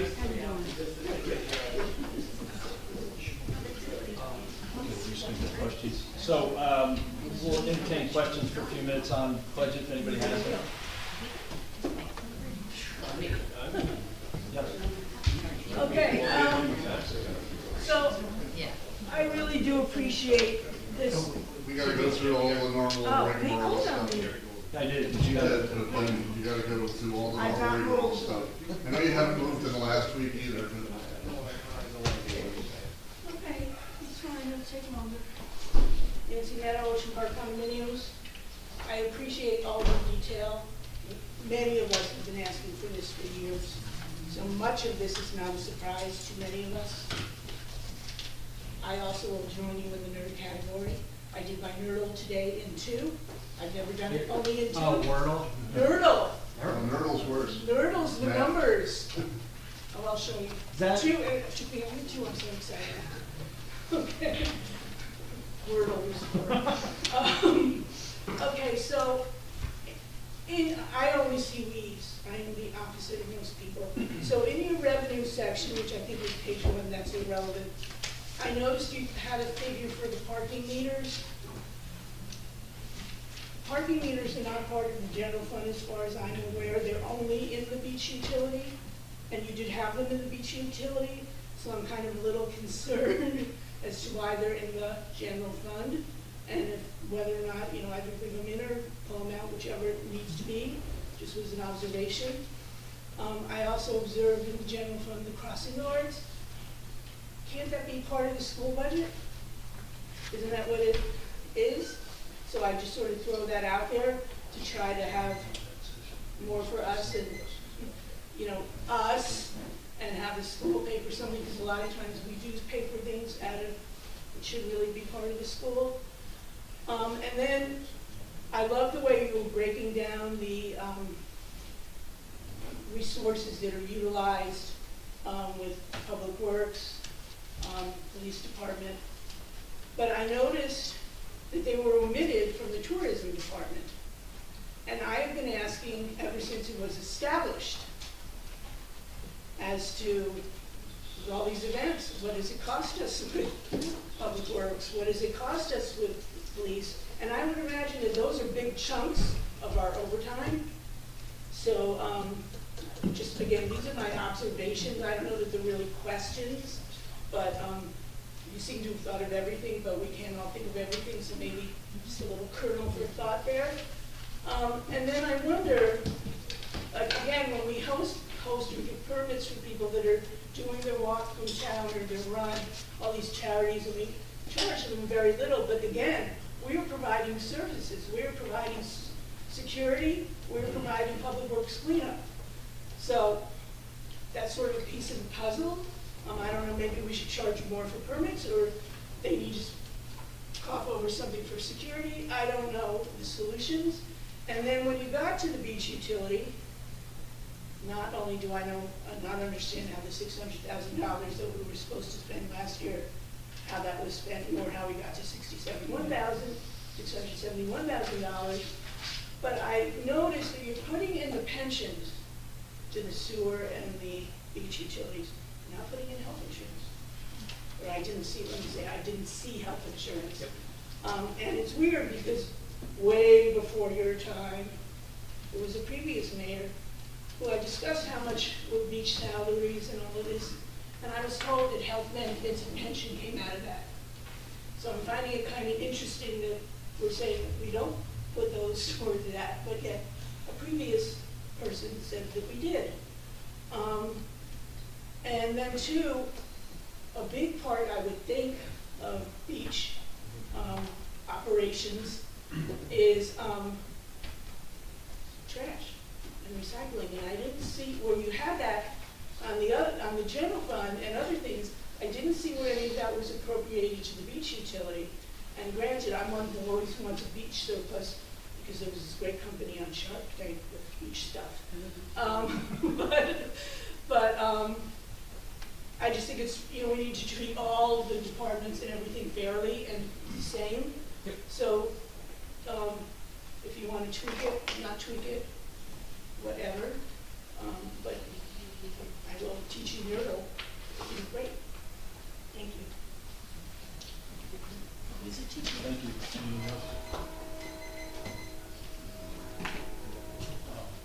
Shea Cohen, 612 Third Avenue. Mr. Menino, it's nice to interact with you finally. I wish we could have had those sheets before we started tonight because it would have been easier to follow. I have like 32 questions, but I'm going to cut it down to a few for you. Do it on the side. We were told last year there was $600,000 that was a line item for the school that was found, and we couldn't apply it last year. We're going to apply it this year. Do you know what happened to that money? School tax Did deferral. defer. It was School tax deferral, the one-time That's deferral. adjustment. So that deferral is not actual line item that can specifically be used. It's really just pushing off the school taxes onto a future year. So really, when you defer school tax, it essentially falls into your fund balance number. So that's part of the reason that the fund balance had a somewhat of an increase. So it's not that we put the money in reserve or anything. It's really allocated out and increases into our fund balance directly, which goes into that $6 million that we had. Last year, there was $3.2 million at the end of 2020 that was allocated. The increase that we had, it wasn't 600,000. So I will be able to utilize the information I have available, which is the 2020 audit and then the 2020 operations. So based on that, that's how I would get those numbers. So for the 2020 audit, 3.2 million was deferred, and then I think there was only a small increase from 2020 to 2021. We don't have much room to defer anymore. Either. No, so deferral of school taxes is limited to 50% of your total levy of the school district. So any deferral that was done in 2021 went essentially to fund balance, and then would be utilized to budget the surplus number that goes in.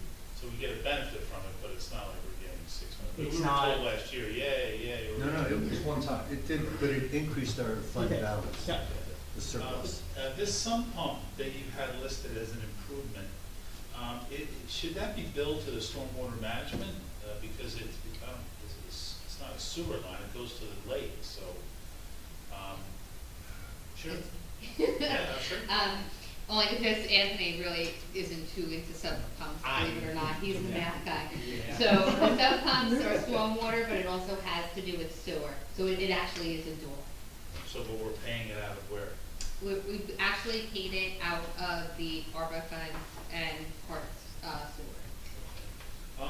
And on these beach salaries, you said that the increase was mostly for the police, and you said it was 100,000. But when I do the differential from last year, it's 208,000 that's added to the salaries from last year. So is that the police number 208, or is it 100? I don't think that it's just police. It's also going to be the workers that work at the beach that are going to be due money. Retro. Because a lot of the employees there are part-time, are minimum wage. So making sure that they're allocated correctly based on the law, budgeting enough to pay them what they're legally supposed to be paid. And Yeah, I mean, the problem I have with this, and you know, you're on it, and I'd love to know where you were 8 years ago. You know, I don't know if you're probably in college, but. No. Actually, I was I was working in an accounting firm. Could have used you then. Yeah. I actually did a request for the breakout on the sewer when so many employees were getting paid out of the sewer, and I asked for the time cards in my over request. I was told uncapped. I mean, that was 2017. when? I'll be happy to share those documents with you. No, if you'd no, like. I wanted to know when you requested it. Oh, 2017. Yeah, Yeah, and again, it's just upsetting because, I don't We want. just can't go back at this point. We have to You know, fix this it is and what do we're it right. told all the time, though. See, here's the thing. Here's really the crux of it, is that, we're told now we're gonna make it right for the employees. That's the quote I've heard tonight. I think it was Councilman Gubitosa. But when can we make it right for the residents?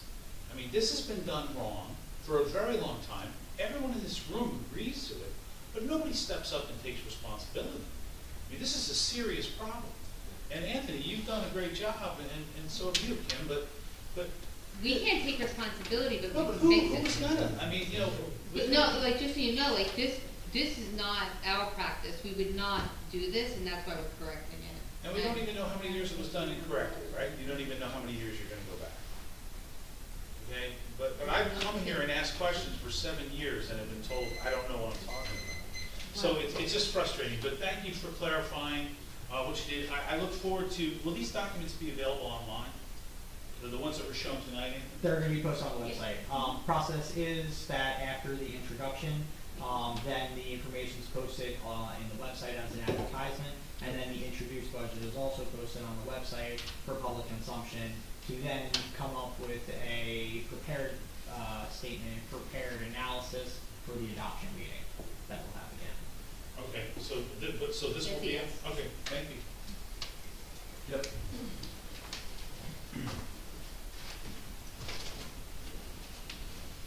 Hi, just a couple of questions, small numbers, but sorry, Rick.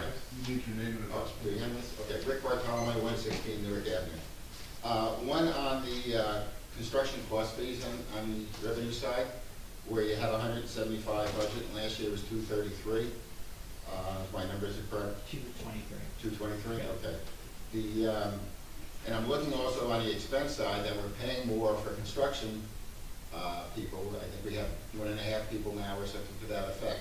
So we're increasing the amount on the appropriation side, but reducing the amount on the revenue side. So to me, I would think the budget of 175 is a little light. I think it should be, if you look around Bradley, all you're seeing around is construction going on. So I would think 175 is light. I would think you should bring it up to 200, if any. Well, the only problem is the DCA has changed some of their, and we can't. There's a whole deal with DCA, it's not the same way. It's first, you don't budget the same way as you would for like administration, council, clerk. It has different regulations. Okay. Then you also have the DCA who has changed certain things that need permits and what don't need permits. You might see a dumpster outside someone's house, but they might not require all the permits that they needed 3 years ago. But we're not getting that fund back to offset that permit revenue. Well, that's why I'm not saying you're going up to the full 232 or 223, but you're going to 200. I mean, I think that sort of difference is, you know. It just a good amount of depends numbers. on your budgeting Right. tactic and how conservative you are. Next, the other item is, I was on a strategic planning committee that handled with the sewer study that we did. Has anyone looked at the Neptune numbers? Before your time, last year we got increases from Neptune. We were the only city that, or town, municipality, whatever you want to call it, I think 6 or 7 cities that had an increase last year, a significant increase. All the other ones were less. Now, has anyone got the numbers for this year? You mean for the other towns? But, well, they give you a schedule, because I was able to get the I schedule. think they did release it, Rick. Did they release I it? think so, yeah. I saw something already. It was a notification that it's coming shortly. Oh, okay. The Well, Neptune so kind there's- of flow so was there's- already. TNSA. Like Well- what our flow was? Well, that's one. They issued that's the one fee of schedule for the That's one of town. the schedules. And they give you what every single flow rate was for each town that they cover. And what you're gonna pay, and I think it's on a quarterly basis, but I might be wrong. Would they give us a yearly bill that's broken up quarterly? Correct. Yeah. And last year, or I think we mentioned this in one of the meetings that you and I had, Kim, was that we were the only town out of the 6 or 7 towns that had an increase, which seems strange considering also that we had sewer work done, construction work done, so the flow should have been less. So I'm just wondering what this year's numbers are. Are we gonna be the only ones again, or are we gonna, that's my question, I'm bringing this up, I'm throwing this out. We haven't done that comparison. You can look at that. I think the increase this year was like 30,000. So this year it's at about 798,000. That's what the bill is. I didn't compare it to other towns. You could look at the other Okay. towns and compare You it. can do that. I mean, I can get it also, I mean, I had a relationship, well, I was able to get it before. Yeah, we can get it. We can get it. You can get it? Yeah, we requested it last year. We just didn't request it. I think you can get it on the website, Rick. Oh, okay. Pretty sure. All right, thank you. Also, they put an increase on the, one of the reasons that their numbers went up, I think, last year, was that they gave themselves increases. The board of directors or something gave themselves very large increases. Yes, they did. That's all I have to say. Thank you. Anyone else? Yeah.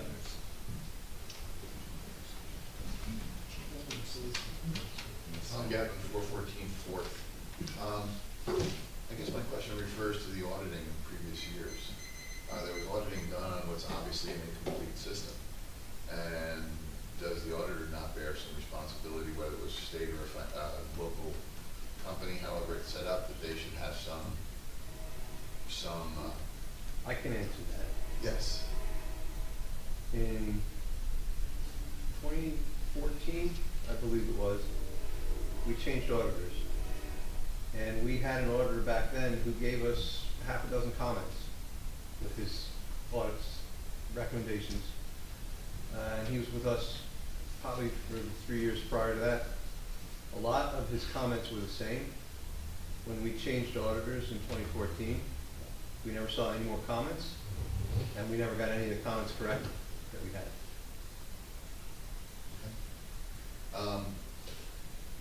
Hearing that takes away two other questions, but when we agree to have an auditor and we have comments I know you don't want repeating up to the state, none of us would want that to happen. Did we go back and look at previous comments? I just learned we only have them from. We had comments last year. So Yeah, last year we did. last year we had, I think it was 9 comments. We've addressed most of those, but we are looking at, as Anthony said, he's done a number of the reports which really showed us some things we've got to look at and adjust. So we will have some comments this year, but we know they're coming and we know what they are. So I think we're in better shape from that perspective. I think we're much cleaner. But as Kim has said, we're still looking at some things. And I think I know what you're saying is that if we had some of these comments, maybe it wouldn't have been us finding them out.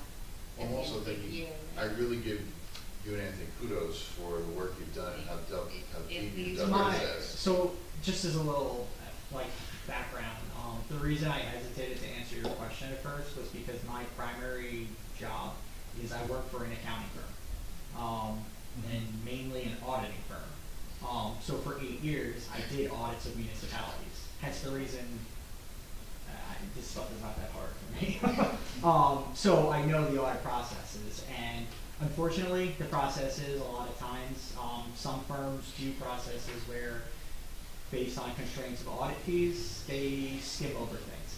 Accounting firms do things based on a risk basis, pretty much using, saying, sample sizes, factoring in, not testing everything, looking at a subset of the entire population.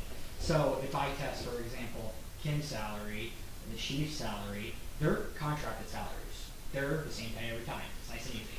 They're not going to have a problem. Now, if I get into the weeds and I look at, say, a part-time person, that's where I'm going to pick up on some crap. So a lot of times the auditor is kind of skimming over things, doing a sample size, not looking at everything, just trying to get in a to file this stuff. Now, an audit firm in of itself also has to have a peer review done every 3 years. So that peer review is done by another accounting firm. So now that accounting firm actually has an opinion placed on them. So where the municipality has an opinion placed on them, most likely most municipalities get an unqualified audit opinion, which that's what we have here. Most municipalities have that.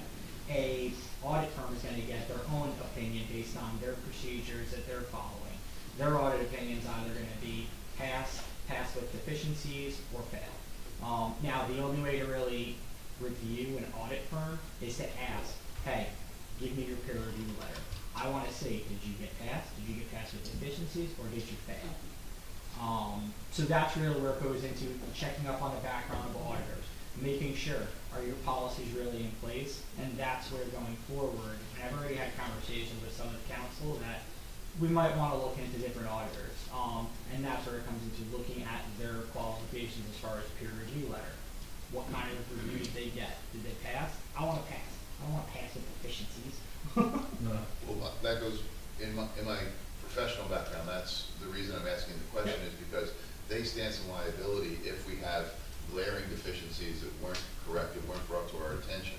And I hear some things tonight that may cause us some liability issues that cause me great concern.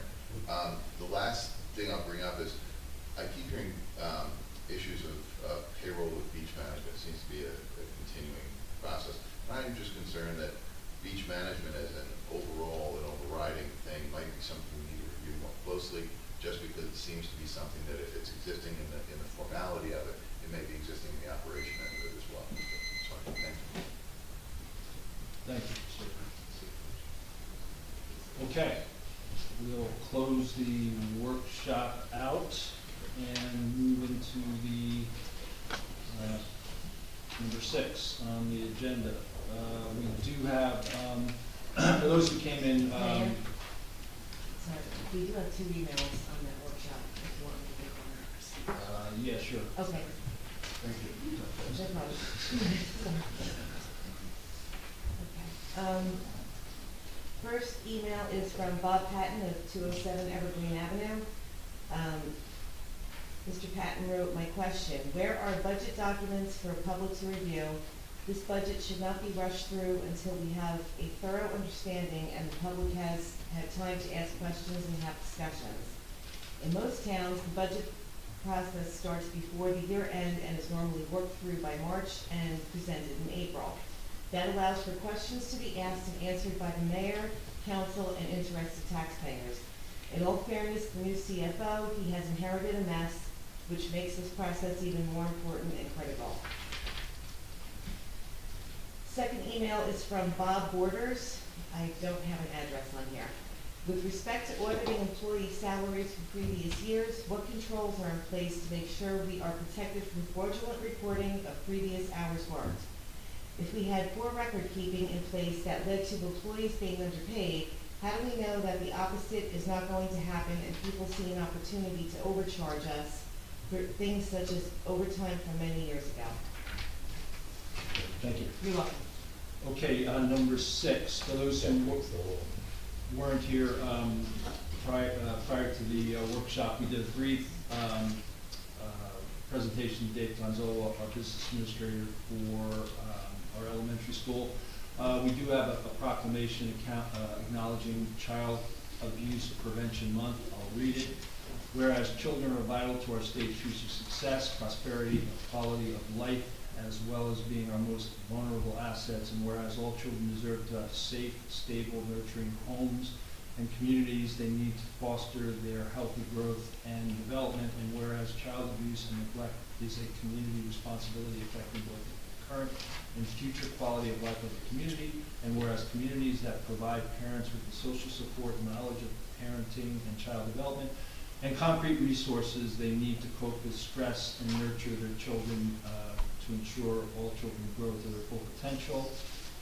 And whereas effective child abuse prevention strategies succeed because of partnerships created among citizens, human service agencies, schools, faith agencies, and business community, and now, therefore, it to be resolved, I do hereby proclaim April as Child Abuse Prevention Month and call upon all citizens, community agencies, faith groups, medical facilities, elected leaders, and businesses to increase their participation in our efforts to support families, thereby preventing child abuse and strengthening the communities in which we live." Okay, agenda item number 7, approval of minutes. I'll make a motion to approve the minutes of the March 1, 2022 special meeting. Second. Mr. Bennett? Yes. Mr. Gubatesi? Yes. Mr. Sexton? Yes. Mr. Weber? I was not here. And Mayor Fox? Yes. Approval of minutes for the March 8th, 2022 council business meeting minutes. I'll make a motion to approve. Do I have a second? Second. Mr. Bennett? Yes. Mr. Gubatesi? Yes. Mr. Sexton? Yes. Mr. Weber? Yes. Mayor Fox? Yes. Approval of minutes for March 8th, 2022 executive session minutes. I'll make a motion to approve. Do I have a second? Second. Mr. Bennett? Yes. Mr. Gubatesi? Yes. Mr. Sexton? Yes. Mr. Weber? Yes. Mayor Fox? Yes. Agenda item number 8, public comments and questions, a 5-minute limit and a single instance to speak per participant, and on any of the emails we just did pertain to the 3/22 agenda items only.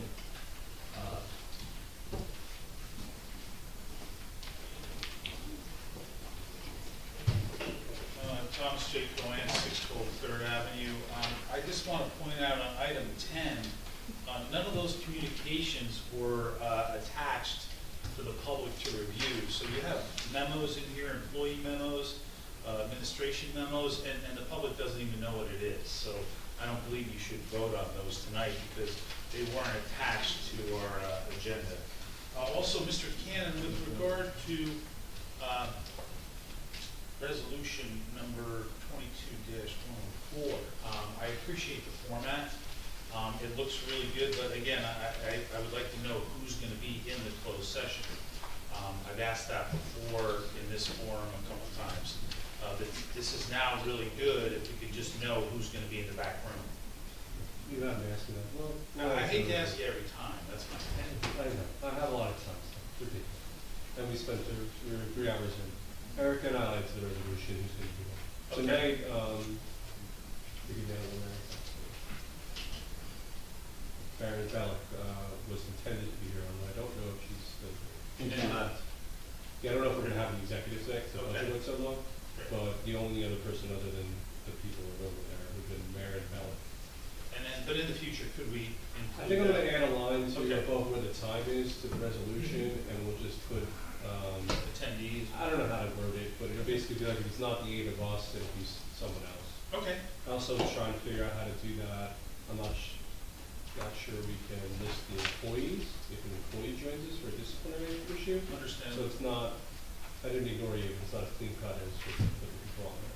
But I'll figure out a way to put on the resolution. Oh, for third parties, I think it's important. I don't disagree with you. I'll put it on the too. Okay, thank you. On resolution 22-101,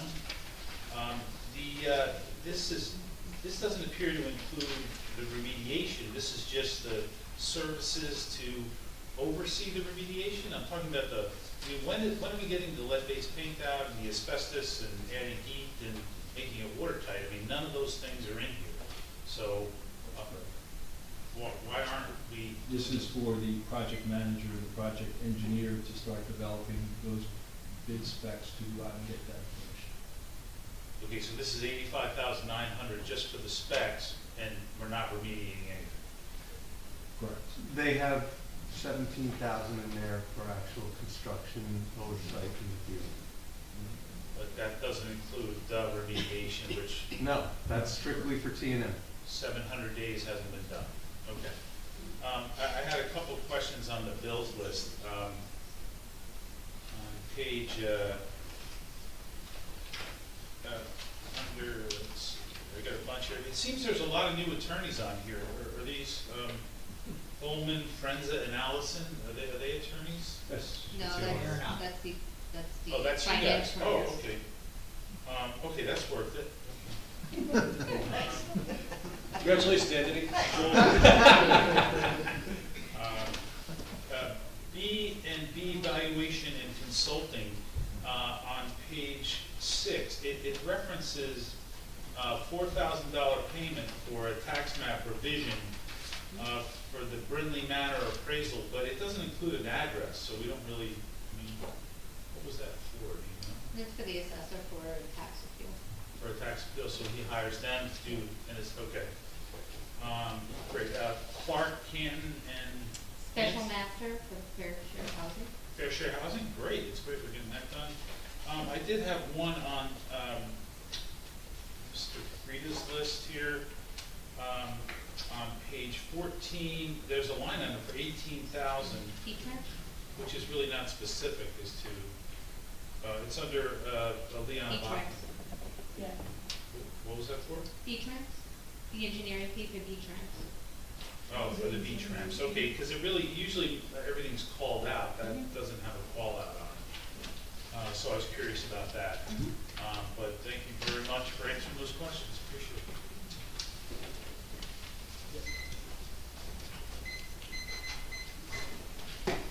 How you doing? Anthony Mulgavero, 1101 Ocean Avenue. I'm sorry I'm coming late in the game here, but, I saw speaking of the T&M project over there, has anybody been in that building? Has anybody, have you ever Yes. take a look at it? And anybody here really feels that that building is feasible to repair? I've been in it, and I've dealt with everything that's in there. The remediation's gonna be probably $500,000 in that place. Doesn't even have heat that's gonna work. It's a money pit that the town's gonna pay and pay and pay. Okay, and then putting it, it's in a section of the town where, where's everybody gonna park to go to a community center? It's hard enough to park over there on Lorraine Avenue as it is. I just did a few houses over there, and the people, they got no parking all summer long. You're gonna have a community center over there? You know, it's the one of the, every time I come in here to get a house done or something, that's all you complain about, is the parking. Why do you want me to have a, you know, I mean, I don't understand why you're spending, we just went through this whole budget about all the money that's being spent, and you're gonna be spending millions of dollars. Order, please. It's not an agenda item. It is an agenda item, please. You know, you need to explain that to me.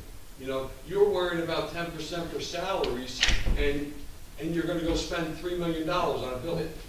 I'm sorry, I didn't get your last name. My name's Moldavero. Moldavero. Yeah. I'd be happy to take it offline with you and have a discussion with you on it if you'd like. Okay. I'd be happy to. All right, and so, you know, that's my concern with this, you know? You know, the simple things that these towns are supposed to be doing, we don't need to be investors. You know, we don't need to be spending our money on things that have absolutely nothing to do with running the town. Okay. You don't need to be businessmen. Appreciate it, thank you. Anybody else?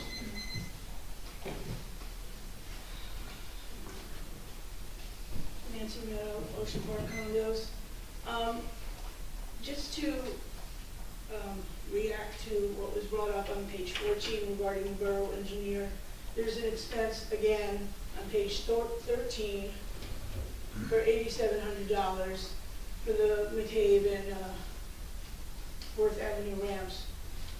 You know, I don't have access to these files, and I'm not the type to go to the open requests. But we seem to continually pay this company, you know, more than pennies. And if I remember correctly, we did not go out on bid. And I am concerned that we are either overpaying or duplicate paying, or we're really ripped off because, you know, they weren't the construction company. So if I remember correctly, we're probably up to over $20,000 in engineering fees for 2 ramps.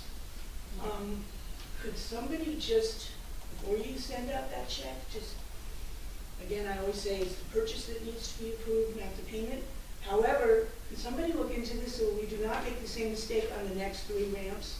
We did actually look into it. Thank you. Yeah. Thank you. Thank you. Okay, we'll move into the next agenda item, which is ordinance. We have no ordinances for introduction tonight. We do have one for adoption, ordinance 2022-2. It's an ordinance updating the IPMC Chapter 350. It's adoption of standards, availability of copies of the borough's revised general ordinances to implement an updated model for property maintenance code. We'll start with any council comments. Are there any council comments? Okay, then we'll close the council comments on ordinance 2022-02, and I'll make a motion to open up the public hearing on 2022-02. Mr. Bennell? Yes. Mr. Gubatose? Yes. Mr. Sexton? Yes. Mr. Weber? Yes. Mayor Fox? Yes. Okay, are there any public comments on ordinance 2022-02? Okay, then I will make a motion to close and vote on the adoption of 2022-02. Second. Mr. Bennell? Yes. Mr. Gubatose? Yes. Mr. Sexton? Yes. Mr. Weber? Yes. Mayor Fox? Yes. Agenda item number 10, it's a request, there's 4 items here. A request for the Bradley Beach Library to hold a book discussion on Monday, April 25th in Riley Park. Administration resignation and new hire. Thank you to Nicole Acree for her service, and welcome Tom Gardner to administration. Full-time employee member for Peter Alvarado in Public Works, and library board appointment memo. Welcome John Bonney as the mayor's alternate on the library board. We'll move to the consent agenda. We have 3 things on the consent agenda. Resolution 2022-88, the bill list from March 22nd. Resolution 2022-89, authorizing the appointment of special class 1 law enforcement officers, and 2022-90, approving a street opening, deposit, and permit inspection fee food fund in the amount of $750 for 510 Evergreen Avenue. Make a motion to approve the consent agenda. Second. Mr. Brunel? Yes. Mr. Gubatose? Yes. Mr. Sexton? Yes. Mr. Weber? Yes. Mayor Fox? Yes. Okay, the individual resolutions, which there are many, so hopefully you'll bear with me. The first is the introduction of the 2022 budget to be read by title only. I'll make a motion to approve 2022-91. Mr. Mayor, can we just get a quick clarification for my benefit as well as for the public's, what this particular resolution is accomplishing? I think Mr. Cannon had given me an overview of it, but, you know, if we could repeat it for the public, it'd be helpful. It basically sets the time, it starts the time process for the approval of the budget. We need 28 days. 28 days between the introduction of the budget, and you do it by read by title only, and then 28 days later you can move to adoption. Between that time, if there are questions or comments by public or anybody else, we can address those comments. Does it also provide us greater flexibility for making adjustments to the introduced budget? Marginally. I would say marginally. Yes, there are certain rules in the New Jersey statutes annotated local budget law. You are allowed to make any change you want between introduction and adoption.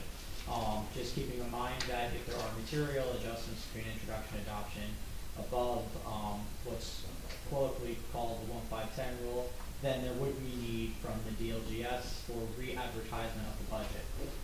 There is a shortened period after re-advertisement of the budget when it is materially changed, but there are certain days where it will have to be advertised prior to the adoption date. But the state allows changes between introduction and adoption. Thank you. Okay, I make a motion to approve 2022-91. Do I have a second? Second.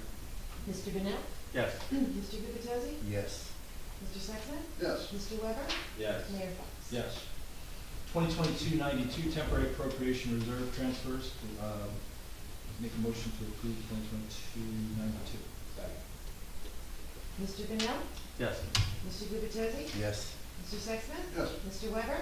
Yes. Mayor Fox? Yes. 2022-93, the amendment to resolution 2022-62 to reflect the title of meetings as council business meetings for the remainder of the calendar year 2022. Do I have a second to 2022? Second. Mr. Brunel? Yes. Mr. Gubatose? Yes. Mr. Sexton? Yes. Mr. Weber? Yes. Mayor Fox? Yes. 2022-94, support for the recertification application for Sustainable New Jersey. Do I have a second to 2022 amendment? Second. Mr. Brunel? Yes. Mr. Gubatose? Yes. Mr. Sexton? Yes. Mr. Weber? Yes. Mayor Fox? Yes. 2022-95, identifying green team members and meeting schedule establishing a green team advisory committee. Make a motion to approve 2022-95, sorry. Second. Mr. Brunel? Yes. Mr. Gubatose? Yes. Mr. Sexton? Yes. Mr. Weber? Yes. Mayor Fox? Yes. 2022-96, authorizing the Borough of Bradley Beach Police Department to participate in the Defense Logistics Agency Law Enforcement Support Office 1033 program. Make a motion to approve 2022-96. Second. Mr. Brunel? Yes. Mr. Gubatose? Yes. Mr. Sexton? Yes. Mr. Weber? Yes. Mayor Fox? Yes. 2022-97, authorizing the AARP Community Challenge Grant Program. I'll make a motion to approve 2022-97. Second. Mr. Brunel? Yes. Mr. Gubatose? Yes. Mr. Sexton? Yes. Mr. Weber? Yes. Mayor Fox? Yes. 2022-98, authorizing member participation in the Bergen County Cooperative Pricing System. Second. Mr. Brunel? Yes. Mr. Gubatose?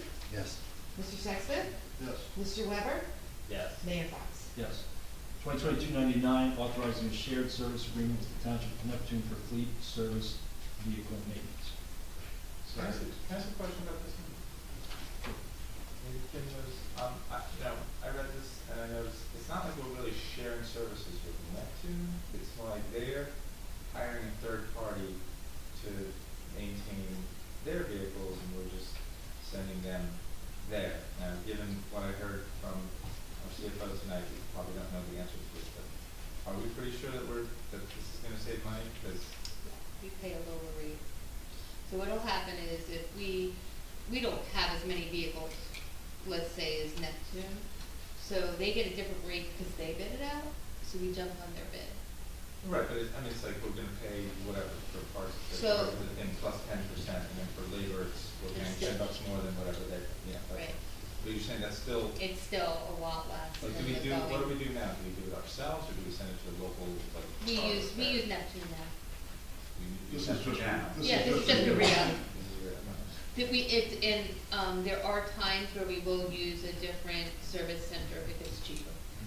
Okay. Thank you for letting me ask that question, Mr. Yep. Brown.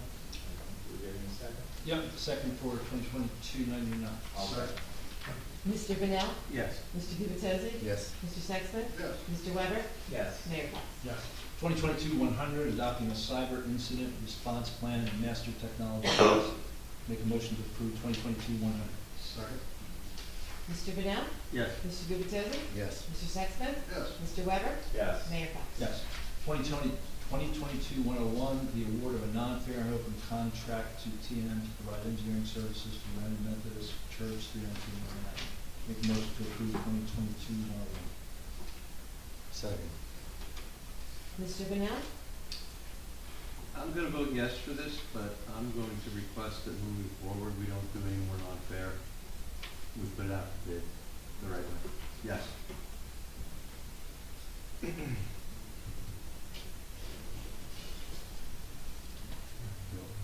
Okay. Do you want me to, Eric? Oh, sorry. Mr. Gubatose, sorry. I was waiting. Yes. Mr. Sexton? Yes. Mr. Weber? I'm abstaining. Please abstain. Okay, Mayor Fox? Yes. 2022-102, the award of contract for sanitary sewer rehab phase 2 bid. Make a motion to approve 2022-102. Second? Mr. Vanel? Yes. Mr. Gubatose? Yes. Mr. Sexton? Yes. Mr. Weber? Yes. Mayor Fox? Yes. 2022-103, a resolution of intent to enter into a shared service agreement with the Borough of Avon by the Sea for the joint repair and/or replacement of failing stormwater management infrastructure in the area of Sylvan Lake. Make a motion to approve 2022-103. Do I have a second? Mr. Vanel? Yes. Mr. Gubatose? Yes. Mr. Sexton? Yes. Mr. Weber? Yes. Mayor Fox? Yes. I said yes, I'm sorry. We have no, that's it for resolutions. We have no announcements, so we'll move to Mayor Council reports. Councilman Liddell.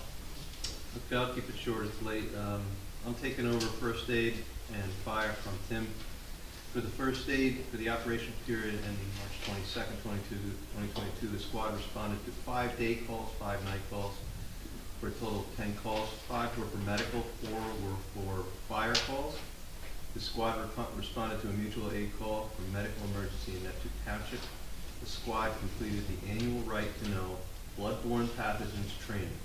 The squad participated in the Bradley Beach Food Pantry Drive, providing ambulances and members. I was part of that too. It was a pretty good success. I hear we picked up about 10,000 pounds of food. The fire department, for the operational period ending March 22nd, 2022, the department responded to 5 requests for the department. The department completed the annual Right to Know bloodborne pathogens training. The department participated in the Bradley Beach Food Pantry Drive, providing apparatus and firefighters. The department fulfilled 100% of their assignments for this period. And as always, they'd like to remind everybody that they're still looking for volunteers for both fire and first aid. They offer free training for any individuals. Anyone wishing to volunteer for the fire department or first aid squad, applications can be found on the borough's website. That's the end of my report. Thank you, Councilman. Councilman Gubatose. Regarding the Fletcher Lake Commission, they are in the process of spending a couple meetings and maybe another final meeting to finish it up, but they're in the process of redrafting their charter. That charter template, once they complete it, will be shared with the council for us to adopt as an ordinance, or make any recommendations, but ultimately adopt as an ordinance. And this is really bringing the Fletcher Lake Commission up to current state. They are basically operating under what's effectively a defunct charter. It's a charter that describes their members as largely being members of the two governing bodies, councils, so Neptune as well as Bradley, and they haven't operated that way for quite some time. So it's a big event, and they are close to completing that. Sylvan Lake has a number of things going on, either directly or tangentially. They are still evaluating this restoration project. It could be $1 million plus opportunity to dredge the lake and basically restore the lake's quality, depth, create a living shoreline on the Bradley side instead of the retaining wall that we have. However, that wall is itself become a bit of a safety hazard, and I know the borough is looking at work we need to do both for that bulkhead as well as in the broader Sylvan Lake area, the sinkhole that we referenced earlier today.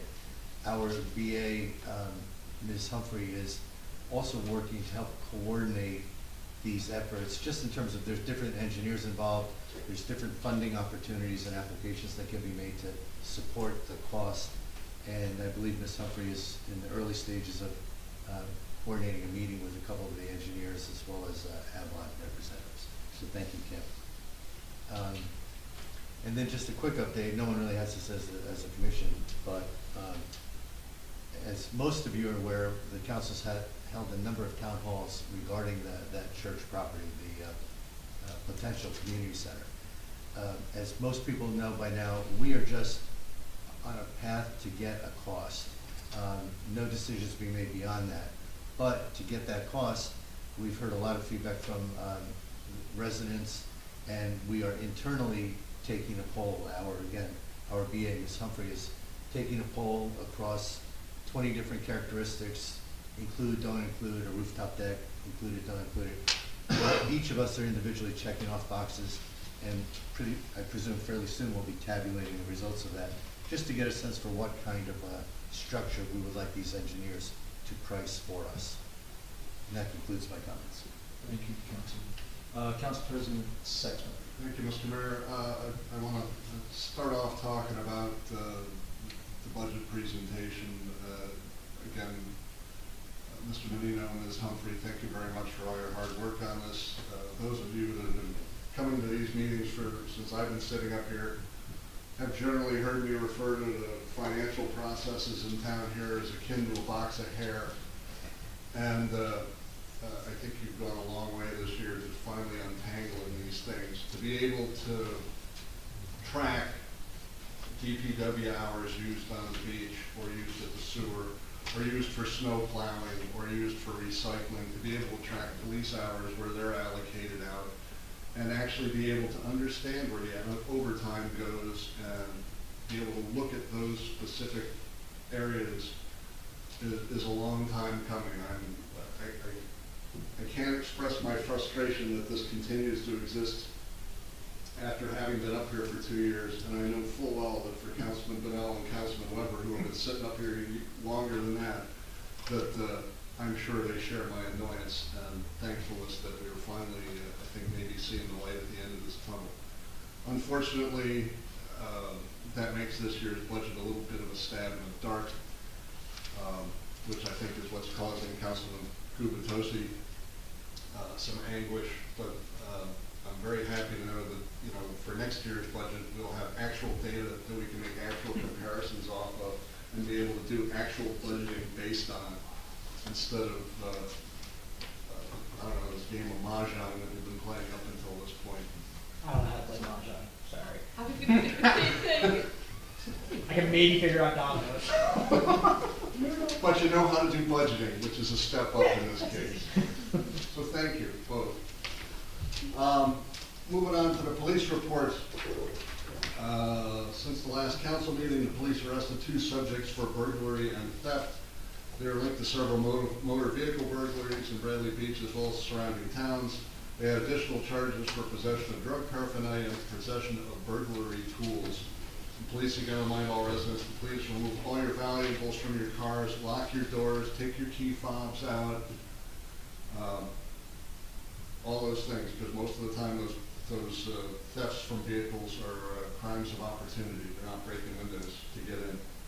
And lastly, 2 subjects were arrested for driving while intoxicated. The police have also investigated 3 motor vehicle accidents and made 1 arrest for an active contempt of court warrant. Councilman Bunnell touched on it. I'd like to thank the fire department, the police department, the Bradley Beach Community Alliance, all the volunteers, and all our generous residents for a very successful food pantry food drive. As Councilman Bunnell said, we raised something on the order of 10,000 pounds worth of food donations that are going out to the neediest amongst us, so thank you very much. This is the 3rd year we've been doing it, and I think we're going to continue doing this for a long time. Let's see, Memorial Day, as I've touched on before, we're going to be having a Memorial Day parade on Saturday, May 28th, I believe it is. The intention is to go back to what we've been doing, or what we know how to do, since it's been 3 years since we've had a parade. It will be down Ocean Avenue. There will be vendors on the boardwalk. As I know the vendor applications have gone out. I know that they have been in contact with marching bands and other groups to be in the parade. There will be more to follow on that. And lastly, I would like to touch on how we started the meeting, 4 hours ago, 3.5 hours ago, is Mr. Tonzola. You have to appreciate the hard work and knowledge and effort that this man put in towards keeping the school and the service he served for the administration at the school, the faculty at the school, the students of the school, and all the residents in town. His expertise managed them through some very sticky capital issues related to the boiler. He was there to repair the building following Hurricane Sandy when portions of the roof blew off. He has been dealing with the budget as the state has mandated that we increase the budget every year by 2% so we can equalize out the funding formula. He has just been involved in all of those things and kept the school running and kept the school board informed. And if you walked up to him and asked him what the fund balance was on any particular bank account or any fund, he would probably be able to tell you within a dime. That man was just so dedicated to what he did, and I don't know where he's going, but they're getting a real prize, and he is going to be sorely missed here. Thank you. That's the end of my remarks. Thank you, Council President. Councilman Wright. Thanks, Mr. Mayor.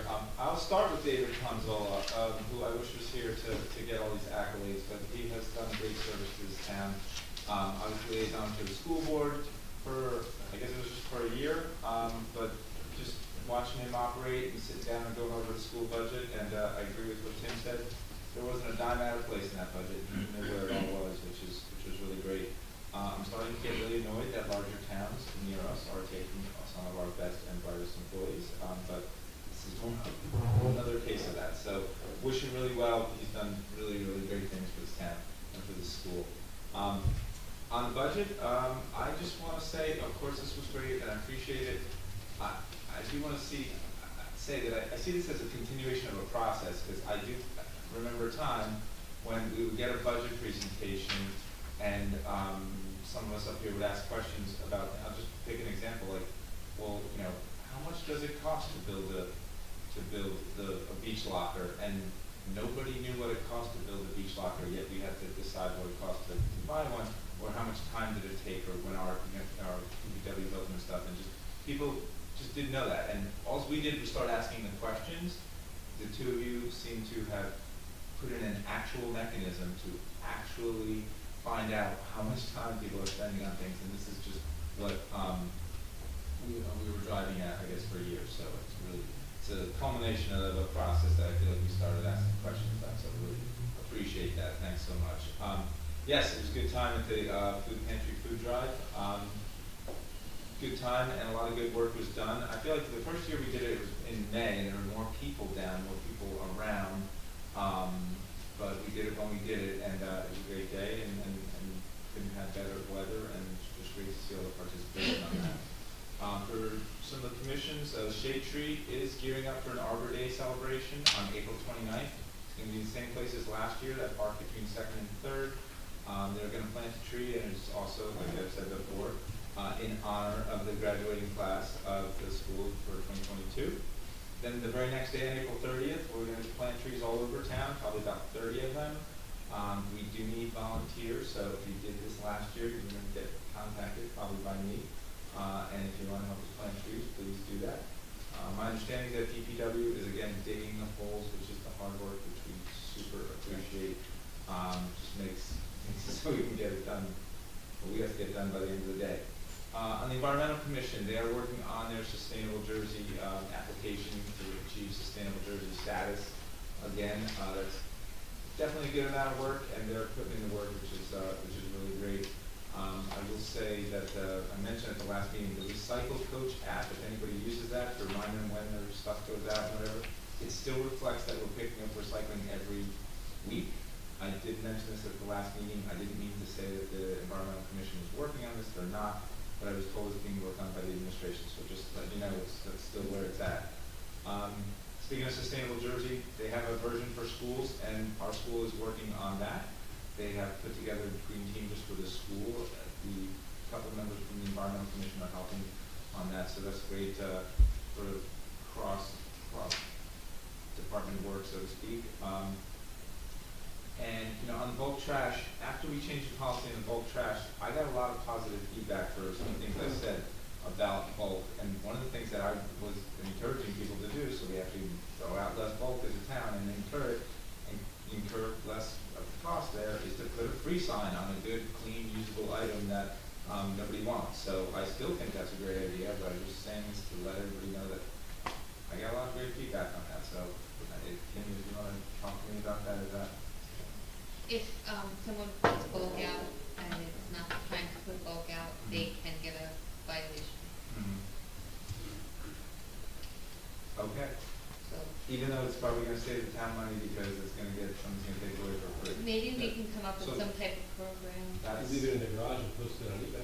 That What- that was gonna This is be, what I was suggesting, like all of the above, but that's the kind of thing I think you need to do to get like I go on one of the social media sites, Marketplace, and we'll say, hey, is anybody interested? I'll put on for this evening, DM me, and then when I get that message, I'll put it out to the crew. So this is the kind of thing I brought up, and we did put our heads together. Next Yeah, no, it's a great idea, yeah. Something. I just don't wanna see residents get violations. Sure, and then, it's been mentioned before, but the library they're working on this One Beach, One Read, and it's a book it's a novel that deals with climate change. It's called The High House. There are copies at the library. I've been told that businesses in town have them for sale. I don't know which businesses, because I haven't seen any that have them yet, but the idea is everybody read the book, and there's going to be sort of a townwide discussion on it coming up soon, so get involved in that. And then one final question, I just want to know, because somebody was involved in getting involved on the Environmental Commission, so I just want to ask, what's the procedure when someone goes to our website, fills out the form, and says that they're interested in getting on the board or commission or whatever? What happens to that information? Because I'm trying to figure that out. It's a database that is on Google, and we assess if there's openings, and we talk to those folks. Who looks at it? Who gets to see it?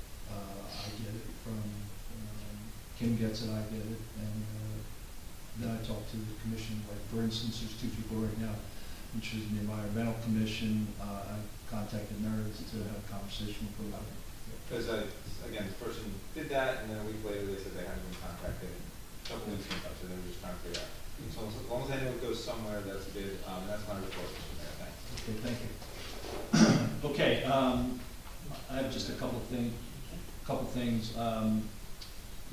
It's been covered a number of times, the community success on the pantry pickup, but I did want to recognize Council President Sexsmith, who kind of was the point person on this, and that's a large undertaking, so I very much appreciate that. We are, Councilman Gutatosi mentioned, we're about to submit a composite design to our project partners for the Lorraine Avenue Church. Hopefully we'll get results on that in May. So that'll be another milestone for us in the process. We've continued to focus our attention on the large sinkhole. We're working with Avon. We had a meeting with the county, with DEP, and we're getting, have been getting our federal resources involved in this too. As the assessment will start up, we want to make sure we've got a funding flow that might be able to help us with that. And just a point on a new committee, Mayor's Wellness Committee. We had a steering committee meeting yesterday. We've got 17 members of this steering committee. A lot of healthcare professionals, which is great. They're going to help us kind of move this forward. But I do want to promote one of the things that we're working on, which is a community blood drive we're sponsoring along with RWJ Health on Tuesday, April 12th. We're trying to get 50 donors, and we'd like a second drive after that to tie into our June Wellness Walk. But if you can go on the website and volunteer, it's Tuesday the 12th from noon to 6 p.m. And you know, you always hear that the blood supply is low. It's low. It's very, very, very. I think it's the lowest it's been because of the pandemic and some other things. So it'd be great if people would participate in that and pass the word on that. And I'll keep it to those comments. I have a few other things, but they're not as significant. So you don't have anything you want to follow? Okay. No, okay. Okay. We'll then go to public comments.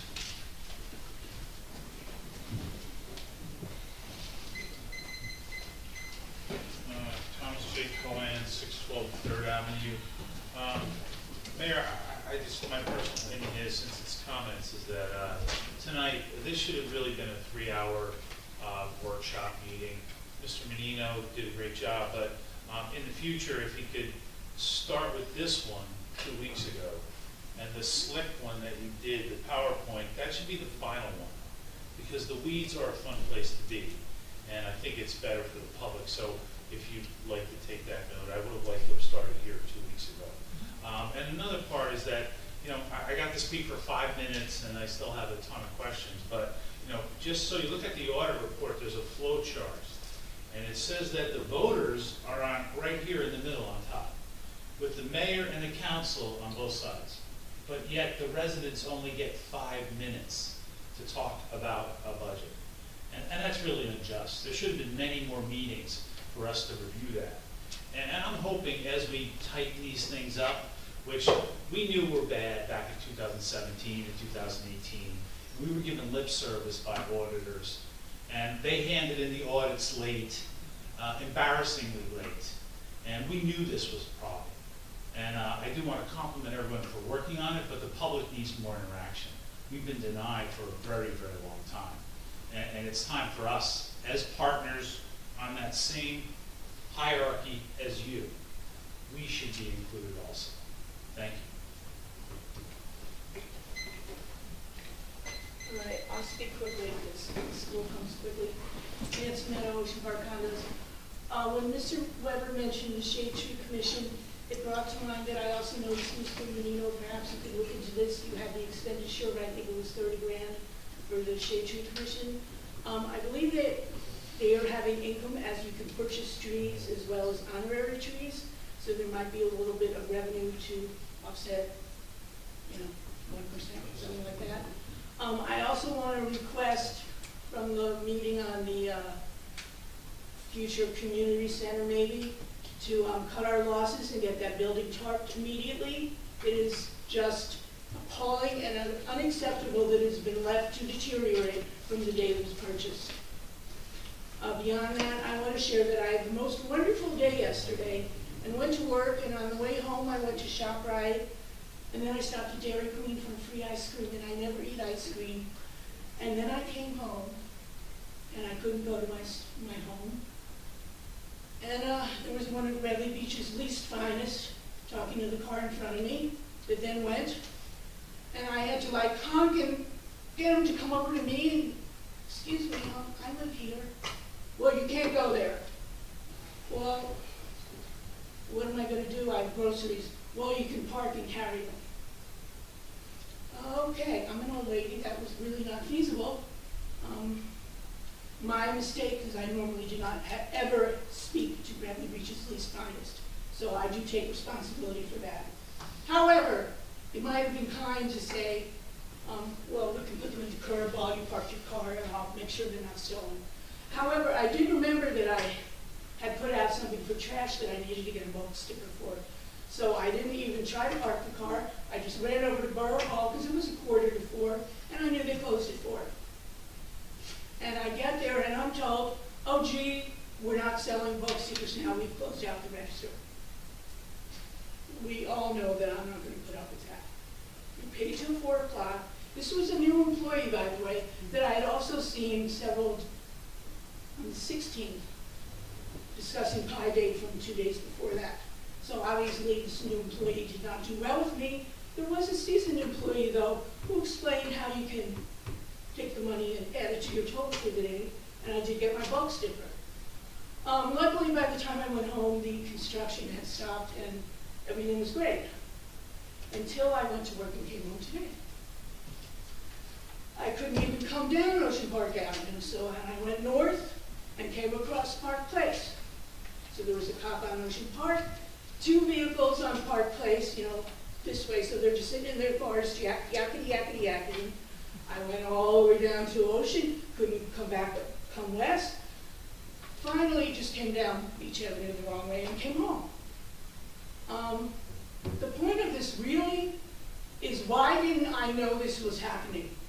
I thought we had agreed, discussed something that when projects were going on, we would be informed. Quite honestly, I could have gone shot by that Sunday. I could have done all sorts of things. People can prepare. There's never a good time to get a new water main, I will admit that. But if you have noticed, you can make adjustments. And the fact that obviously Bradley Beach's lease finest knew, because the cop cars were there, and they're being paid by the contractors. They are with our equipment, in our uniforms, representing us. And I would like to see more coordination between the departments within our bureau. Our borough, we deserve that. If one department knows something's going on, why isn't it being shared and then communicated to those people that need to know? I don't think it's a hard thing to fix, nor do I think it's unreasonable to request. Thank you very much. Have a nice evening. One thing, Sure. there was something posted on the website from New Jersey American Water, that they were going to be working on Beach Avenue and working between Newark and McCabe. When was that posted? Because I was swearing, I didn't even see it yesterday. Yeah, it was. You're saying on the water company's website? No, on ours, yeah. And it's on Facebook also. I think we put it out on March 11th. Okay. Well, thank you. I Yeah, didn't it's see on our it. website. I I'm didn't sorry that you had to deal with that, but No, yeah. it's not your fault. I'm just saying, again, we could coordinate. Sounds like we did. Really? Thank you.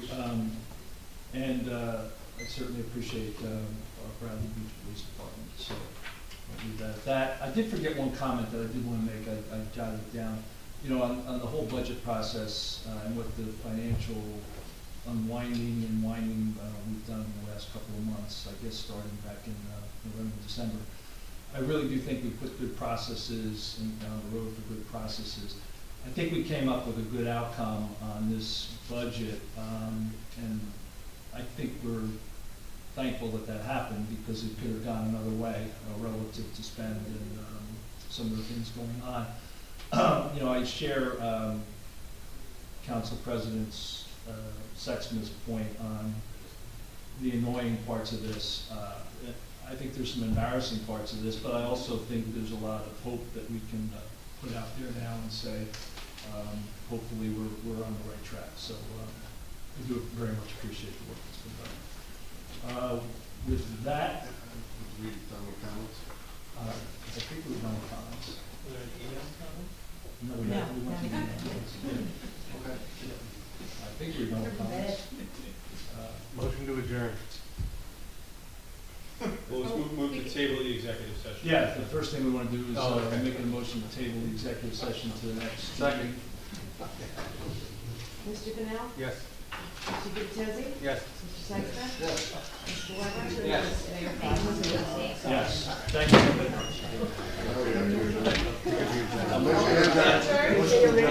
All in favor? No, I did it from Paul myself. But it comes up, you've got seven tries. Order of operations on the left. The answer on the right. Black means no good. Purple is good but in the wrong place. And green is right in the right place. Okay, and I'm telling you, But I think it's you good. really should. And for me, I get like headaches. Too. I know that my body controls my mind. You get some chance. Oh, no. But no, I do. Yeah, Thanks. Can I tell you that we go back to these technicals? Because I started That's a good I like that movie. and